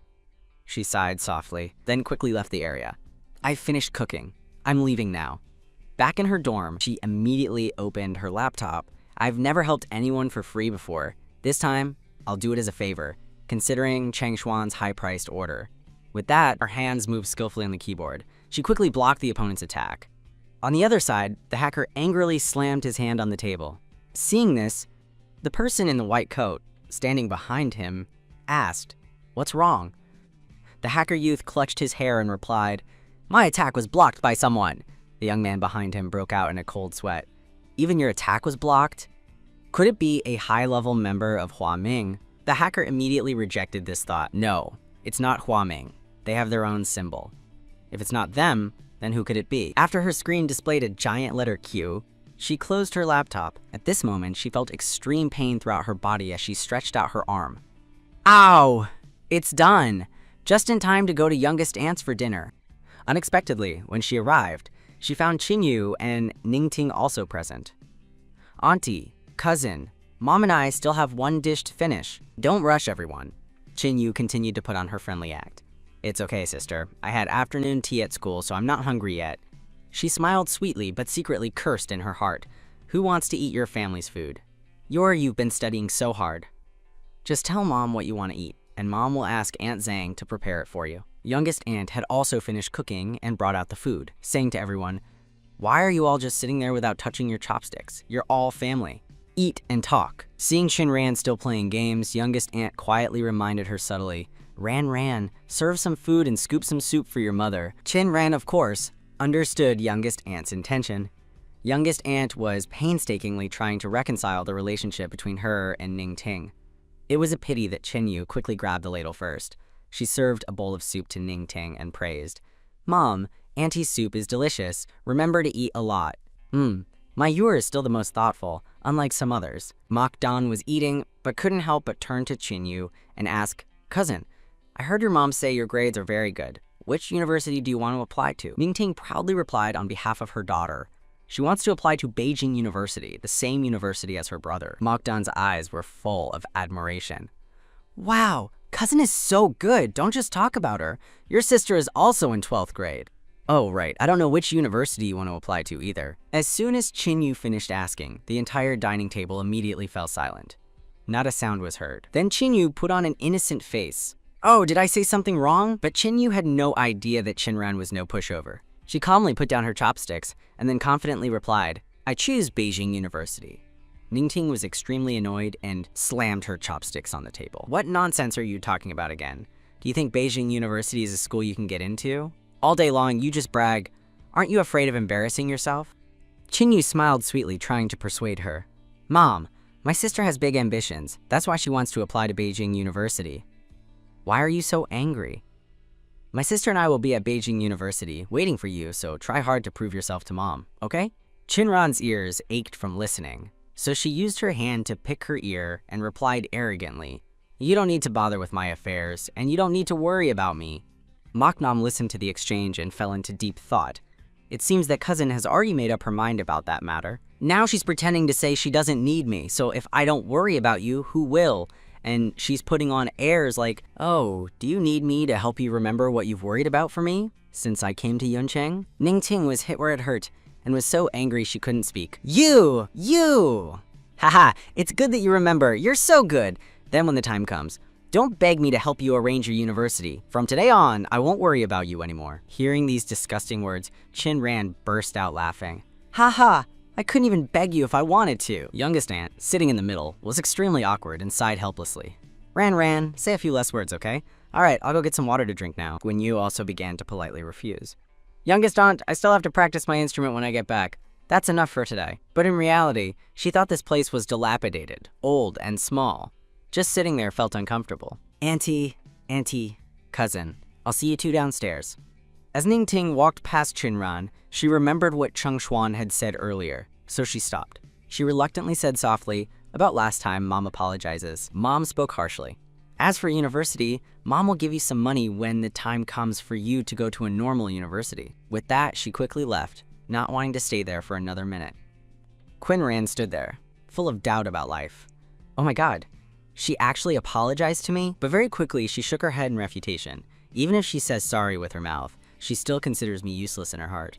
Not wanting to think about it anymore, she tilted her head back and gulped down the entire glass of water, then let out a long sigh. She looked at the glass, her heart filled with emotions. This is the glass I liked the most when I was little. After so many years, youngest aunt still kept it for me. Youngest aunt, go rest. I'll help you wash the dishes. At this moment, in the principal's office, Principal Shu pointed at the purple-haired young man and introduced him to Luo Zhaojing. This is Feng Zi, an IT major from Beijing University. He's currently collaborating with others to open a software company. It's just right to have him check your computers. The purple-haired young man shook Luo Zhaojing's hand, thinking to himself, could this guy be from the Luo family in the capital? Hello, Mr. Luo. Luo Zhaojing handed the computer to the purple-haired young man. Then I'll trouble you to help me check it. Okay, I'll do my best. How quickly can it be fixed? Luo Zhaojing asked urgently. The purple-haired young man checked and replied, Mr. Luo, your computer didn't just have a normal system problem. It was attacked by a hacker. The opponent left their symbol. According to this symbol, it's probably Hacker Eagle. Luo Zhaojing was startled. Peanuts, it's Hacker Eagle? So are our data records still there? Of course they are, because someone has already helped you counterattack. Cheng Xuan suddenly spoke up coldly. Do you know who helped? Hearing his voice, Luo Zhaojing looked up at Cheng Xuan, then put on a beaming expression. You came at the right time. Our data is fine, so you can rest assured. I already knew, I heard him say it just now. The purple-haired young man was also startled by the name Luo Zhaojing used for Cheng Xuan. Cheng Xuan? Could he be that unapproachable big shot in the capital? The other party left no trace, so we can't determine who helped. Luo Zhaojing was also full of questions. Cheng Xuan, could the person who helped us be some great master you know, which is why they stepped in to help? Probably not. From the moment the computer was attacked until now, we've only met Chinran, but it definitely can't be her. Do you gentlemen still have things to do? Then I won't disturb you anymore. Excuse me. Luo Zhaojing quickly stopped the purple-haired young man. Wait, let's go together. Anyway, we have to thank you for your help today. Student Lin, why don't I see your desk mate? She had something to do and went out. Seeing the blue-haired girl standing next to her, who was also quite pretty, Luo Zhaojing immediately teased, Student Lin, do you only choose friends based on their looks? The purple-haired young man was quite surprised to see Feng Mingyu. Why is she here? Being teased. Feng Mingyu's face also slightly flushed. Feng Zi walked up to Feng Mingyu amidst everyone's confusion. Why did you move out to the school dorm? Lin Xiran looked from Feng Zi to Feng Mingyu. Are they acquainted? Suddenly, Feng Mingyu grabbed Lin Xiran's hand. 12th grade is busy, so I find it more convenient to be at school. Mingyu, you're afraid the secret will be exposed. Feng Mingyu interrupted and pulled Lin Xiran away. I have to go back to distribute the test papers now. After walking for a while, Feng Mingyu finally stopped and sighed in relief. Mingyu, you actually know Senior Feng Zi? He used to be a famous person at our school. I heard he started a business with Qinyu's brother, Lin Jinshuan. They'll definitely achieve great things in the future. Does this count as me clinging to his coattails? Feng Mingyu seemed to want to avoid something. She thought for a moment, then shook her hand, denying it. I'm just a distant relative of the Feng family. I stayed at his house for a while before, but I'm not very close to him. No, they're also very talented. I can't compare to them. Lin Ran kindly encouraged her. Why can't you compare? Your grades are second in the entire school, you know, Mingyang? Don't be so modest. You're very good. Do you know that? Yes, thank you. Lin Ran confided a small secret to her. Quote, my grades used to be very bad. My math score was only a single digit. Lin Ran immediately tapped her friend's head. You naughty girl, stop lying to me. How many times have you gotten a perfect score in math?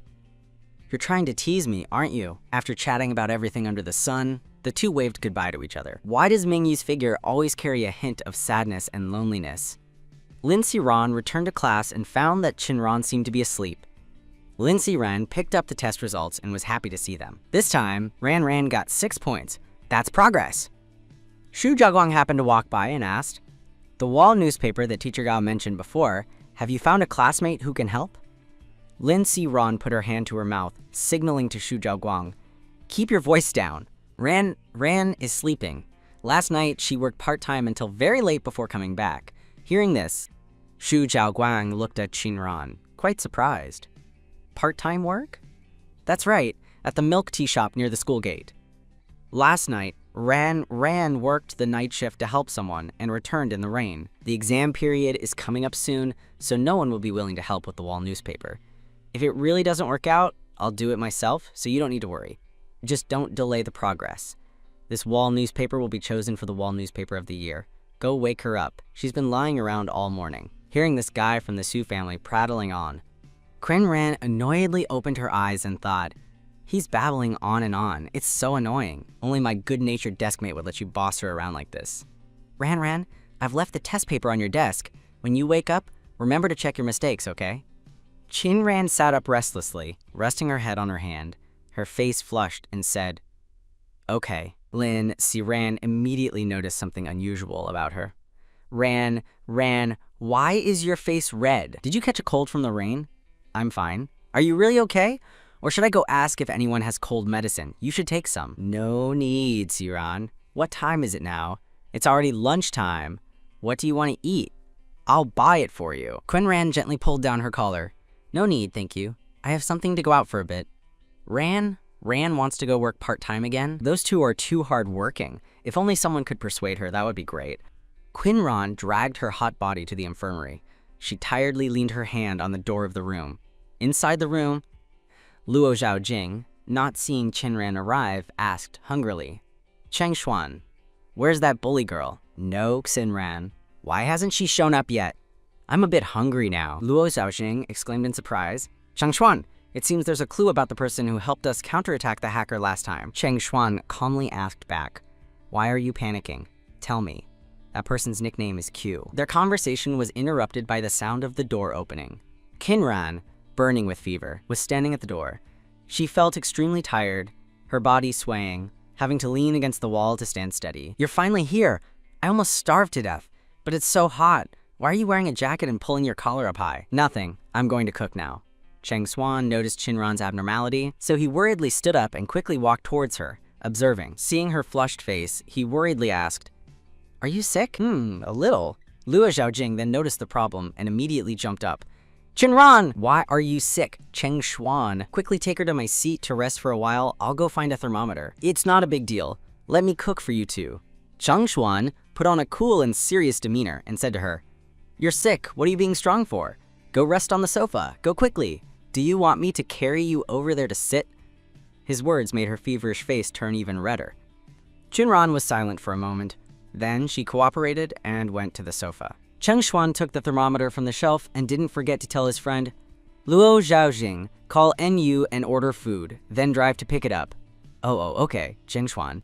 Chinran also cooperated and pulled back her hair for Cheng Xuan to take her temperature. The thermometer showed 39.5 degrees Celsius. Seeing this result, Cheng Xuan suddenly felt angry and scolded. You're already this feverish, and you still say you're fine? He took out a towel and covered her. Lie down. I'll give you an IV. After that, he thoughtfully took out saline solution and a stand, placing them conveniently within her reach. Suddenly, Cheng Xuan grabbed her hand, making Chinran's body feel as if it had been electrocuted, breaking out in a sweat. She looked at him with a confused gaze and saw that he was seriously finding a vein to administer the saline. Fearing she would be nervous, he looked at her with warm eyes and coaxed her sweetly. Don't worry, it won't hurt. Qinran shyly turned her face away. Done. I told you it wouldn't hurt. It doesn't hurt. All right, you lie here. I'll go get some water for you to drink. After Chung Swan went to the kitchen to get water, he thought of something and added 2 sugar cubes to the water. Seeing a candy jar on the nearby kitchen counter, he paused. In his mind, he saw her with a lollipop in her mouth at the hospital earlier. He didn't know why he suddenly bought candy again. Then he brought the glass of water to her and found Qinran deeply asleep, looking strangely obedient. He gently checked her body temperature. Normally, she was like a little hedgehog. Only when she was sick would she be a little obedient. Then he placed a candy in her hand and gently pushed her fingers back so the candy wouldn't fall out. His eyes, looking at her at this moment, were full of doting affection. Then he remembered being attracted to her at the hospital before. At that time, she looked incredibly mischievous, combined with a cold, carefree demeanor. But she had no idea that this appearance had attracted his gaze, making him immerse himself in that world, not wanting to escape until Luo Zhaojing asked, "What are you looking at?" Only then did he close his eyes and turn his head away, but her image was deeply etched in his mind, making him unforgettable. He always remembered her slender waist. He didn't know how long it had been, but finally, Qinran woke up. I can't believe I slept for so long. I feel much better now. Seeing the neatly placed bandage on her hand, her heart felt a little touched. At this moment, a voice asked in her ear, "You're awake?" Cheng Xuan at this moment was like a domineering CEO. "My wife, I've ordered dinner from NU. You can return after you've eaten." Seeing his warm and handsome appearance, her heart suddenly skipped a beat. "Okay, thank you, brother." At this moment, 5 people were having dinner together at the Lin family's house. Lin Shi turned to his son and asked, "Son, I heard Feng Zi is back, right?" His father is the mayor, and the Feng family is a prestigious family. You must seize this opportunity. I know, Dad. Don't worry. Our project this time is in Yuncheng. I'll definitely try my best to do well. The Feng family's roots are very deep. Will there be any major problems with the 2 of you cooperating? No, Auntie. I'll pay attention to everything. Lin Wan shifted her gaze to Qin Yu. How was your competition this time, Yor? Auntie, I just took the comprehensive practice test. This was just a normal test, nothing special. Ningting interjected, praising her daughter. My Yor is always so humble. Lin Wan was annoyed by Ningting's attitude, silently cursing, "What a chatterbox." Your sister also attends number 1 high school. How are her studies going? Hearing Lin Wan mention Qinran, Ningting stiffened, worried about what might happen. We're not in the same class. I only saw that her English score wasn't up to par. I think she'll be fine once she adapts to the studying methods at number 1 high school, Auntie. The education in Ninhai village truly isn't good. Luckily, you grew up in our Lin family from a young age. All right, I'll go upstairs to rest now. Lin Wan was clearly taunting Ningting, who also came from humble beginnings.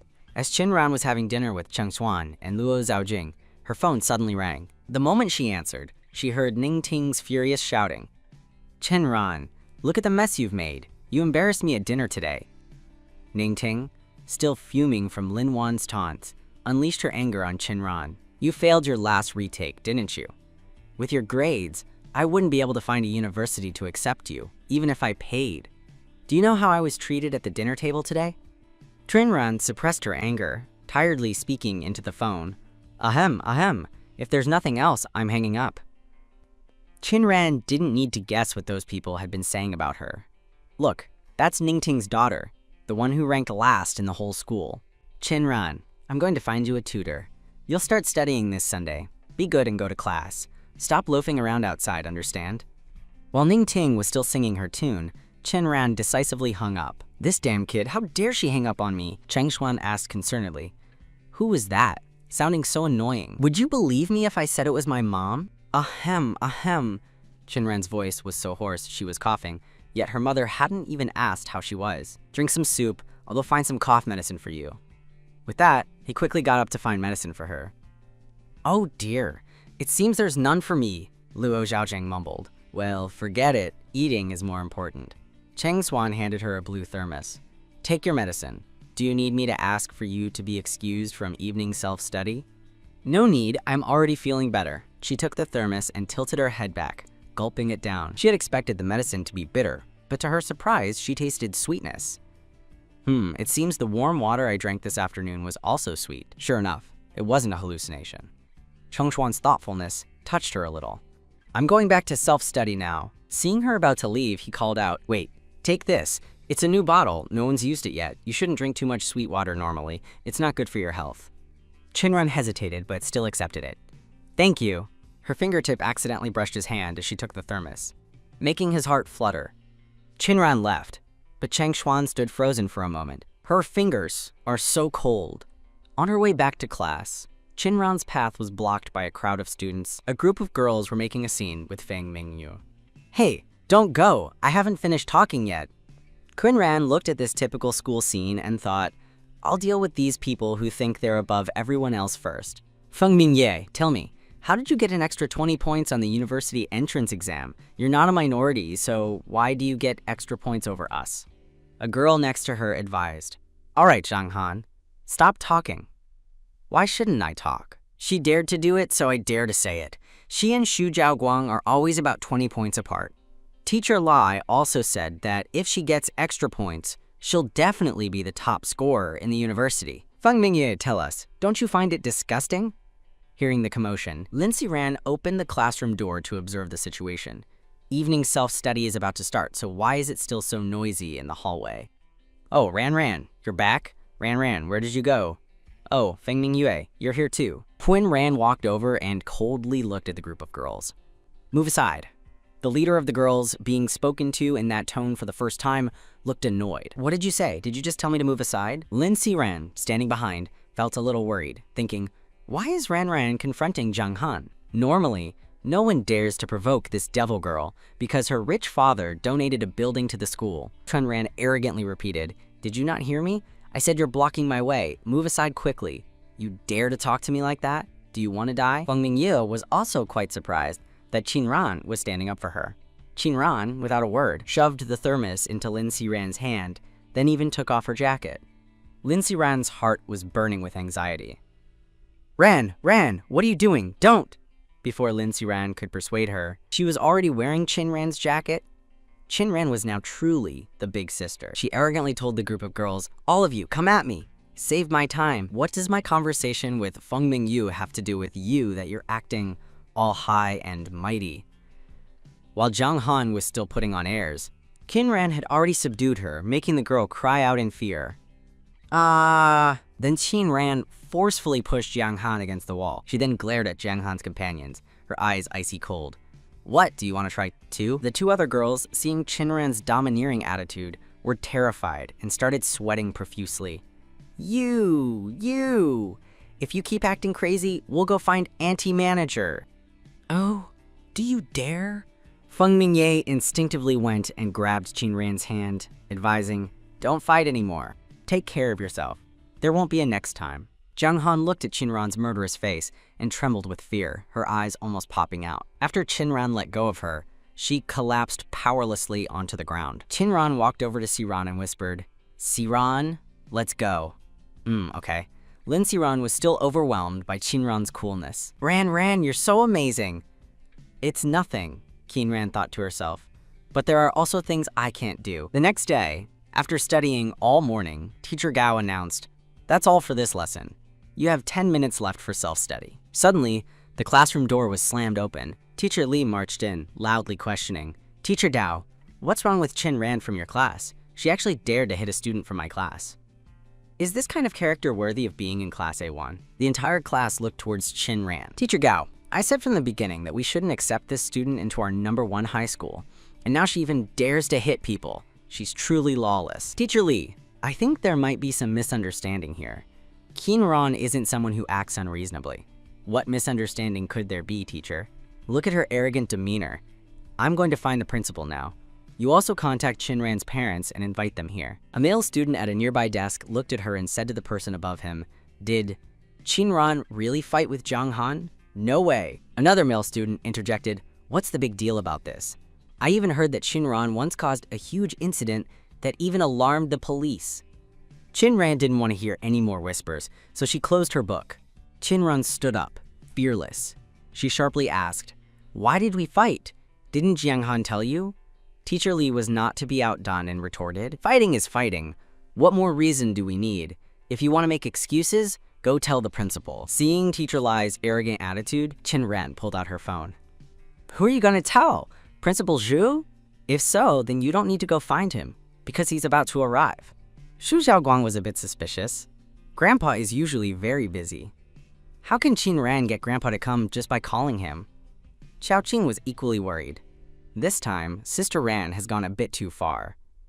Because finding Principal Xu unexpectedly is as difficult as finding the mayor. She's lying and bragging. She doesn't even know how to write a script beforehand. So I'm telling you now, Principal Xu is at my house right now, do you believe me? But Principal Xu's next words immediately made Teacher Li lose face. What's all this commotion about? Teacher Li looked back in surprise and saw that Principal Xu had already arrived. Teacher Gao and Teacher Li greeted him in surprise. Ah, Principal Xu! Teacher Li's eyes scrutinized Qin Ran even more. What's going on? Could Principal Xu really have come because Qin Ran called him? Qin Ran smiled faintly, looking at the teacher who liked to intimidate others. Oh, so you like to scare people? Well then, I'll just call them here quickly. Principal Xu, you've come at the perfect time. Yesterday, Qin Ran hit Zhang Han from my class. My top student can't endure this kind of torment. So teacher, you must demand justice for Zhang Han. Teacher Li looked at Qin Ran smugly. I knew it. Even if Principal Xu comes, he won't be able to say anything. Seeing that Principal Xu said nothing, the whole class whispered among themselves. As expected, she overacted. There's nothing more to say. Zhang Han has a good family background and good academic performance. Where did Qin Ran get the nerve to provoke her? They're both surnamed Qin, but she and Qin Yu are truly worlds apart. Xiao Qing heard these words and frowned uncomfortably. On Qin Ran's side, she smiled faintly with extreme confidence. Then she began to counterattack. Teacher Li, if you care so much about the students in your class, why don't you know that Feng Mingye was bullied by Zhang Han, and even forced by her? Teacher Lai was speechless. You don't need to refute. There are cameras in the hallway of the girls' dormitory. If you're still suspicious, you can go check the footage. Qin Ran didn't stop, but sharply fired off a barrage of questions. Nam was bullying and even forcing Feng Mingyue? Teacher Li was speechless. You don't need to refute. There are cameras in the hallway of the girls' dormitory. If you're still suspicious, you can go check the footage. Qin Ran didn't stop, but sharply fired off a barrage of questions. Why have you never paid attention to Jiang Nam insulting Feng Mingyue and getting extra points on the university exam unfairly? Is your concern for students only for those with power and influence? Teacher Li was stiffened by Qin Ran's sharp words, unable to respond. At this point, Principal Xu finally spoke. Teacher Li, I think we need to extract the camera footage for the police to investigate. If what Qin Ran said is true, then school violence is unacceptable in our school. Teacher Li's jaw dropped. How did this turn into school violence? And involving the police at that. Seeing the situation escalate too far, Teacher Li backed down. Principal Xu, I'm truly sorry I didn't inquire clearly. I don't know if this matter involves student Feng Mingyue. You telling me this is useless. Student Qin is the person involved. So, Teacher Li had no choice but to approach Qin Ran. Ahem, Qin Ran, I misunderstood you. Qin Ran cut her off. There's no need for that. Qin Ran said bluntly, showing no respect. Anyway, I've always heard that Teacher Li cares deeply about students, but I never expected you to be someone who discriminates between rich and poor. Qing, listening, couldn't help but cover his mouth to stifle a laugh. Xu Jiaguang's eyes looked at Qin Ran with more favor than before. Teacher Li stomped out of the classroom, fuming. As Teacher Li walked away, she could hear countless laughs echoing from inside Teacher Gao's classroom. Haha, Sister Ran, what exactly happened? Do you need me to go teach Jiang Nam a lesson for you? Thanks, but no need. Let's go. Quinn Yu said, today we're practicing a new piece. As they walked, Quinn Yu probed. I heard they're all talking about my sister. Did she cause trouble again? Seeing them look at her with puzzled eyes, Qin Yu could only force a laugh, thinking, why are they looking at me like that? Did I say something wrong? Hey, did I say something wrong? Those rumors are all true. My sister fighting is as common as eating.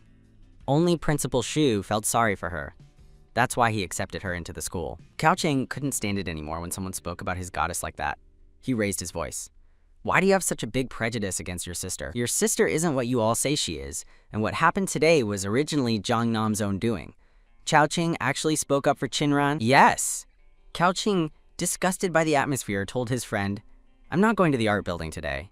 I'm going to the sports field to play ball. After that, Kao Qing also invited other classmates to join him. Let's go, guys! Hurry and get the ball!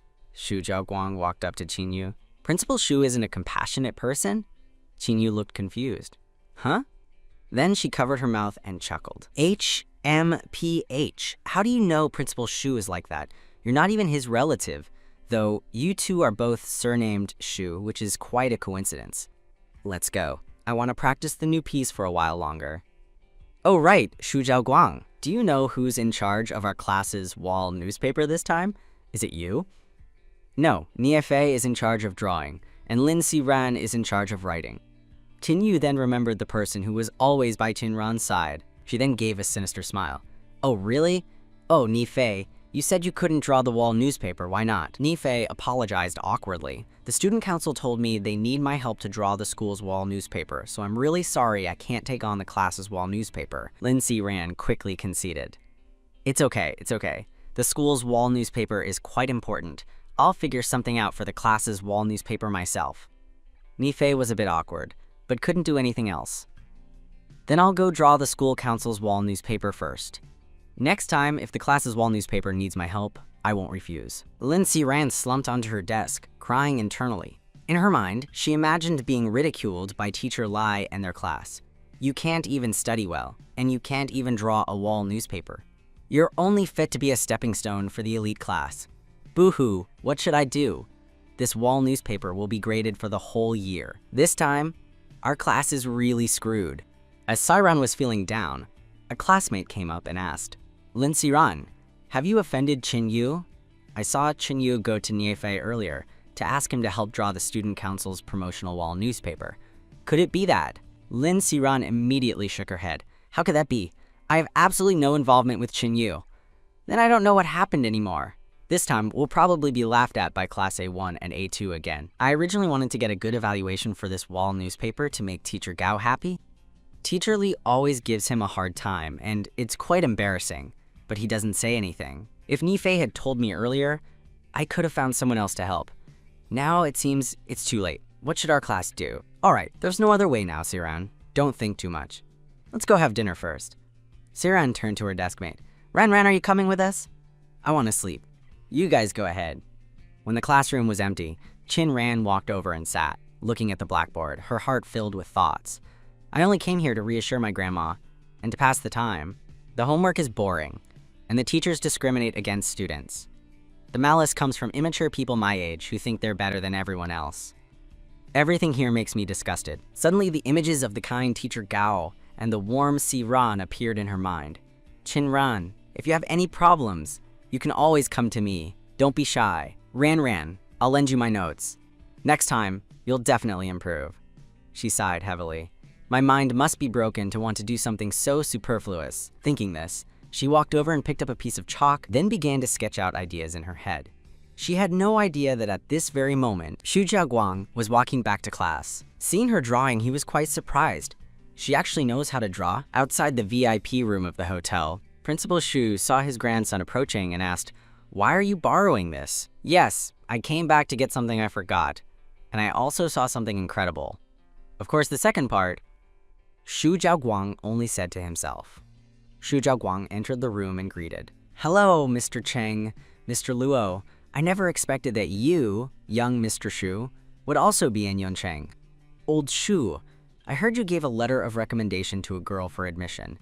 Is that true? Of course it is, but there's not just one person. Not just one person? What do you mean? Besides Shinran, is there someone else? Are they all related to the incident in Linhai town that year? All right, let's eat. We won't talk about this anymore. Luo Zhaojing, full of questions, asked old Xu, who is that excellent successor you mentioned before after all? Xu Zhaoguang, sitting next to him, suddenly felt a little tense. Is Grandpa's successor not me? Principal Xu glanced at his grandson and thought, Xu Zhaoguang is still too young and inexperienced to be a successor right now, unless he's by that person's side. Zhaoguang, go ahead after you finish eating. You still have evening self-study. Yes, Grandpa. Then old Xu and young Mr. Luo, you two go ahead. I still have to wait a bit longer and ask the server to pack some food to go. Luo Zhaojing immediately understood and teased with a smile. You're bringing food back for someone who's sick, aren't you? Haha. Hey, busybody, is your work too little lately, so you're very free? Luo Zhaojing immediately deflated. Huh? Oh, no, no. I wouldn't dare to guess Cheng Xuan's thoughts anymore. As the two walked out of the hotel elevator, they coincidentally ran into Feng Zi with a friend. Seeing them, Feng Zi greeted. Brother Cheng, Brother Luo. Feng Zi, take your time eating. We'll be leaving now. Watching the two walk away, Lin Jingxi whispered to Feng Zi. Who were those two? They're from the Cheng and Luo families in the capital. They're big families from the capital. The Lin family in the capital isn't even worth mentioning. If only I could establish a connection with them, that would be great. When Feng Zi followed Lin Jingxi back to the Lin family's house, Feng Zi was very surprised to see his mother there. Mom, why are you here too? At the Lin family's house, everyone was seated properly at the dinner table to receive guests. Madame Feng, in a fashionable dress, had a very serious expression. She looked at her son with a slight hint of dissatisfaction. Feng Zi, why are you only arriving now? Seeing the somewhat tense atmosphere, Qin Yu smiled sweetly at Madame Feng. Auntie, Feng Zi and Jingxi must be very hungry after being busy all day. Auntie, let me tell the servants to serve the food first, okay? Madame Feng's expression softened a little. She looked at Qin Yu and praised, Indeed, our Yuer is the gentlest and most understanding. Madame Feng waved to Feng Zi. Come here, sit next to Yuer. Ning Ting at this moment was beaming. Quickly glancing at Lin Qi, it seems Madame Feng really likes Yuer, so this marriage alliance will probably go smoothly. The next day, at number 1 high school in Yuncheng, in the hallway, a group of students representing their classes were gathered to check the competitive notice boards. Is everyone here now? If so, let's start checking the notice boards from Class 1. Just as the group was about to head to Class 1, Qin Yu suddenly smirked meaningfully. Wait, everyone. She used her innocent demeanor to make a suggestion. Why don't we start checking from Class 9 this time? Don't you think it's boring to always start from Class 1? Yes! A female student immediately responded enthusiastically to Qin Yu's suggestion. That's a good idea. I think so too. If we see something too beautiful up front, it will be harder to grade the classes that come after. Having achieved her goal, Qin Yu smiled, her eyes narrowed, and asked, You're right. What do you think, President? Shu Jiaguang's eyes looked at Qin Yu with a hint of hidden meaning.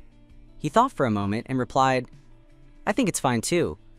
After that, the group gradually walked towards Class 9, Teacher Gao's class, which was also the class Qin Ran was in. The group walking ahead continuously discussed among themselves. I heard that everyone in Class 9 said they would definitely defeat Class 1 in this notice board competition. Well then, let's go see what their masterpiece is. The male student next to him didn't believe it and let out a mocking laugh.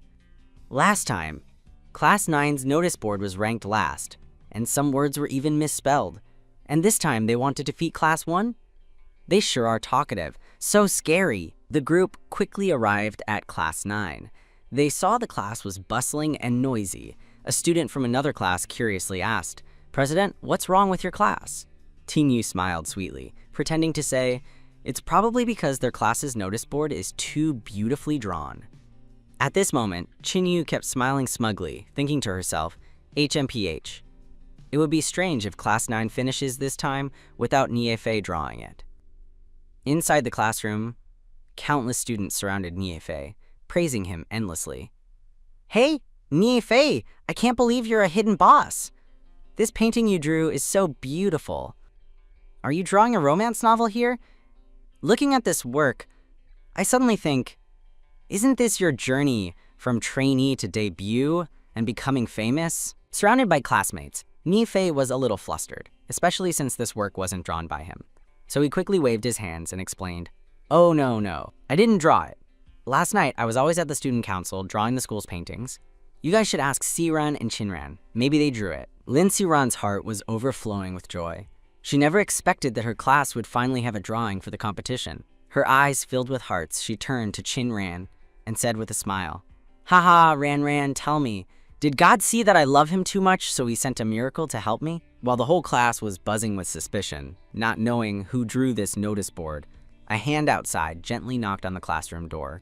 Excuse me, we're here to check the notice boards. But when the group saw Class 9's notice board, everyone's jaws dropped in astonishment. Holy cow, look everyone! It turns out they weren't bragging at all. Class 9's notice board is truly beautiful. Exactly. It looks so vibrant. Chin-Yu must have known that Class 9's notice board was very interesting. That's why she led us to see it first, right? Wow, I can't believe Class 9 is so amazing. Chin-Yu looked like her eyes were about to pop out. She mumbled, unwilling to accept it. How can this be? Only Xu Zhaoguang remained silent, because he was the only one who witnessed Qinran drawing this notice board. Looking at the notice board above, everyone whispered in disgust. Wow, this is the journey of an inspiration from being a trainee to becoming a superstar. Just looking at it is enough to be moved. Yes, just looking at the detailed injured hand and the resolute expression drawn, it's already so beautiful. The person who drew this notice board is a master, definitely a master. Two female students from other classes who were grading were now extremely excited and turned to ask Xu Zhaoguang, President, how many points did you give? The girl next to her was still amazed and continuously praised. It's incredible, incredible. In 3 years of high school, I've never seen a notice board drawn this beautifully. Xu Zhaoguang said nothing, only carefully wrote the score on the grading sheet. After writing, he looked up at the notice board with an admiring gaze and answered, neither fast nor slow. Of course, maximum points. Chin-Yu heard this result and ground her teeth in anger, unwilling to accept it. Qinran, at this moment, was about to go outside and coincidentally bumped into Chin-Yu. Chin-Yu's eyes looked at her biological sister with little goodwill. Qinran, looking incredibly cool, looked at Chin-Yu with a challenging gaze. She continuously twirled a pen in her hand skillfully. Chin-Yu still couldn't accept this result. Her face was sullen as if she had eaten chili, and she stood there contemplating. No way. Absolutely no way. I know her very well. She has never learned to draw, so this notice board absolutely cannot be drawn by her. After carefully admiring the drawing on the notice board, Xu Zhaoguang sighed with emotion in his heart. I only saw her draft yesterday, but I never expected that this notice board, after completion, would be so incredibly perfect, even exceeding my expectations. Perhaps she's not as useless as I once thought. After grading, the student council hurried out. Let's go to the next class to check. A male student thought, I don't think we need to grade the other classes anymore, because no other class can draw more beautifully than Class 9. After the dismissal bell rang, Class 9 again whispered and discussed the mysterious notice board of their class. What do you guys think of that notice board? Sai-Ran, also full of curiosity, turned to ask her deskmate's opinion. Ran, who do you think drew that notice board? Qinran's face showed no emotion, and she indifferently replied, I don't know. Siran then seemed to remember something. She quickly pushed the results of her completed homework to Qinran. Oh right, Ran, I finished yesterday's homework. Here, you can copy it. Qinran saw her deskmate's good intentions and couldn't bear to refuse, only giving an to let the matter pass. Xu Zhaoguang, sitting behind, continuously observed Qinran. When he saw Qinran writing with her left hand, Xu Zhaoguang was a bit suspicious. I clearly saw her using her right hand to draw yesterday. Next to him, Qiao Qing was about to go outside. Before leaving, he didn't forget to ask Xu Zhaoguang, Hey Xu, I'm going to the convenience store to buy some things. Do you need me to buy anything for you? Suddenly, Xu Zhaoguang replied, No, I'll go with you. As soon as the two walked out of the classroom, they bumped into Qin-Yu. Qin-Yu, with her most genuine smile, cheerfully asked, You two are going to the convenience store? What a coincidence. I also want to go there. How about we go together? Qiao Qing looked at Qin-Yu with eyes that saw through everything. He mumbled to himself, HMPH, what coincidence? She's clearly waiting for young Master Xu. At this moment, a few male students walked past Qin-Yu, gossiping as they went. Hey, did you hear? It seems Class 9's notice board drew a romance novel, and it's really beautiful. Qin-Yu heard this and was unhappy inside. Qiao Qing heard this and was extremely proud. He turned his head and said with a smile to Xu Zhaoguang, If I could get to know and befriend the masters who draw notice boards, tell me what to do, and I'll do it. I admit, that drawing really suits my taste. Qin-Yu immediately tried to sow discord. She pushed the conversation in another direction. I think so too. This person is amazing. Maybe someone from another school came to help. Otherwise, why isn't anyone stepping forward to claim it? Xu Zhaoguang thoughtfully affirmed, It's not from another school. The person who drew it is a student from our school. He paused for a moment, then continued. Qinran drew it. Hearing this name, not only Qin-Yu, but also Qiao Qing was equally surprised. After calming down, Cao Qing put on a dazed expression, pointed at his head, and said to his friend, "Young Master Xu, don't joke around." Seeing Xu Zhaoguang's serious face, Cao Qing immediately realized that this was not a joke. "It's really Qin Ran who drew it." Xu Zhaoguang replied definitively, It was her." Xinyu lowered her head, deep in thought. How could it be Qin Ran? Besides playing the violin, she doesn't know anything else. This is impossible. Yes, Xiao Qing was so excited at this moment that he immediately wanted to go back and find his goddess. "Hey, young Master Xu, I'm going back to find Qin Ran, okay?" Xu Zhaoguang didn't stop him. Go. When only the two of them were left, Qin Yu smiled sweetly and said, "Young Master Chao is really impatient, isn't he?" "Oh, right. I'll be practicing a new piece at noon today. You must come watch." Okay." Qiao Qing ran straight back to class, his face flushed and sweating from excitement. He stood beside the desk, looking down at the girl sleeping with her head on the table, feeling a little nervous. Should I wake her up? Qiao Qing's eyes, looking at Qinran at this moment, were like those of the most infatuated lover, especially when he saw Qinran's drowsy sleeping face. This directly made Qiao Qing's heart beat faster than ever before. After Qiao Qing heard that the class's notice board was drawn by Qinran, he quickly ran back to class to admire the goddess in his heart. Qinran, who was sleeping, was woken up by the class's noise. She lifted her head, her sleepy face unhappy, and grumbled, "It's so noisy, it's killing me." As soon as Qinran looked up, she noticed Qiao Qing standing in front of her desk. The young man made a salute gesture. "Okay, Sister Ran, I'll handle it for you." Then he bravely turned to the group of friends in the class and shouted, "You guys, quiet down. Can't you see you've already made too much noise for our Sister Ran?" The class, being yelled at, immediately fell silent. No one dared to utter another word. Seeing that the space was quiet, Qinran continued to rest her head on the desk and sleep. Qiao Qing also pulled a chair from the next desk and slowly sat down, gazing at the goddess in his heart. This was probably the first time Qiao Qing had sat and looked at Qinran at such close range. He didn't miss a single detail of her facial features.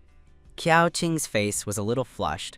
He looked at Qinran with infatuated eyes. His heart involuntarily beat rapidly. No wonder everyone secretly calls her the eyelash queen.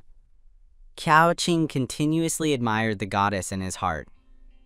Qinran, she's both beautiful and knows how to draw? How can such an amazing person exist in this world? After a while, Qinran had slept enough to satisfy herself. She rubbed her eyes and sat up, discovering that Qiao Qing was still there. She curiously asked, "Hey, do you need something?" Qiao Qing hesitated, unsure whether to ask, but in the end, he couldn't hold back and blurted out, that painting." Qinran immediately understood what Qiao Qing meant, so she quickly cut him off. She put a finger to her lips, signaling him to keep quiet. "Shh, that painting was indeed drawn by me, but don't tell anyone outside, okay? It will cause a lot of trouble." "Okay." Qiao Qing put on a dazed face and immediately nodded obediently. Okay, I guarantee I'll keep it a secret. But Sister Ran, why did you draw a romance novel? Do you like him?" Qin Ran found this question very amusing in her heart, because no one knew the true identity of the romance novel's protagonist except her. Thinking this, Qin Ran pouted and replied, "Who would like that thing? It's just Lin Si Ran who likes it." Seeing Qin Ran's incredibly cool demeanor, Qiao Qing admired her even more. He thought to himself, she dares to call a famous male idol that thing, and yet she helped the class representative draw the wall newspaper. No matter what, she still helped the class win first prize in this wall newspaper competition. The new school beauty is truly a good person who likes to speak her mind directly. Qiao Qing chuckled and replied, "Okay, don't worry, I understand." The scene shifted to the infirmary. Seeing more and more male students coming in for checkups, Luo Zhaojing couldn't help but turn to Cheng Xuan and say, "I don't understand why so many male students have been coming to our infirmary lately. What are you looking at?"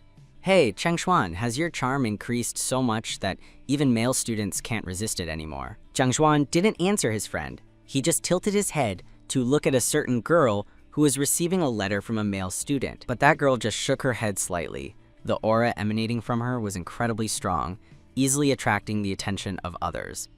The male student who delivered the letter not only wasn't angry about being rejected, but was even more infatuated with her than before. Luo Zhaojing now realized why so many male students were coming to the infirmary. Oh, so it's because little Ran is here. Finally, I've met someone with as many admirers as you, Cheng Xuan. Hearing this, Cheng Xuan glared at his friend, then quickly walked towards where Qinran was standing. Seeing his thoughtful expression, she asked a little worriedly, "What's wrong? Is something not right?" He stared at her for a moment before involuntarily replying, with a hint of sourness in his voice. "I think the senior year is very important. I think the most important task is still to focus on studying hard. Don't let other things distract you." Qinran was a smart person. She naturally understood the meaning behind his words. "Thank you. I think so too." Cheng Xuan's face softened a little at this moment, and a smile appeared on his face. He stared at her and then ordered his friend, "Luo Zhaojing, quickly go close the door." As usual, Qinran quickly finished cooking the meal. Looking at the plate of food in front of her, she suddenly sat still without saying a word, making Cheng Xuan look at her too. After a while, she let out a sigh. Cheng Xuan saw this and felt a little anxious internally, but more than that, he was concerned and worried. "What's wrong?" Qinran didn't hide her troubles and spoke them out. "This Saturday, there's a parent-teacher conference, but my grandma is still in the hospital." Seeing her sad face, he encouraged her, "Don't worry, your teacher must know about your family." Luo Zhaojing saw this as his moment to appear as a hero saving a beauty. So he scooted closer and quickly adjusted his tie, excitedly suggesting, "Little Ran, then I can be your father that day." Seeing Ran rested her chin on her hand, deep in thought, and said, "You being my father is a bit too young. If you were my brother, that would be acceptable." In her heart, she continuously sighed. Forget it. Forget it. Why am I saying all this to them? Hurry up and clean up, then go home." After cleaning up the dishes and everything, Qinran stood up and left. Before leaving, she didn't forget to say goodbye to Cheng Xuan and Luo Zhaojing. "I'm leaving. Bye-bye, you two." When only the two of them were left in the room, Cheng Xuan, with a murderous look on his face, turned to question his friend, "Why have I never heard that young Master Luo, who is decisive and ruthless in Beijing, is such an enthusiastic person?" Seeing Cheng Xuan's fierce and tiger-like appearance, Luo Zhaojing's face turned pale and he broke out in a cold sweat.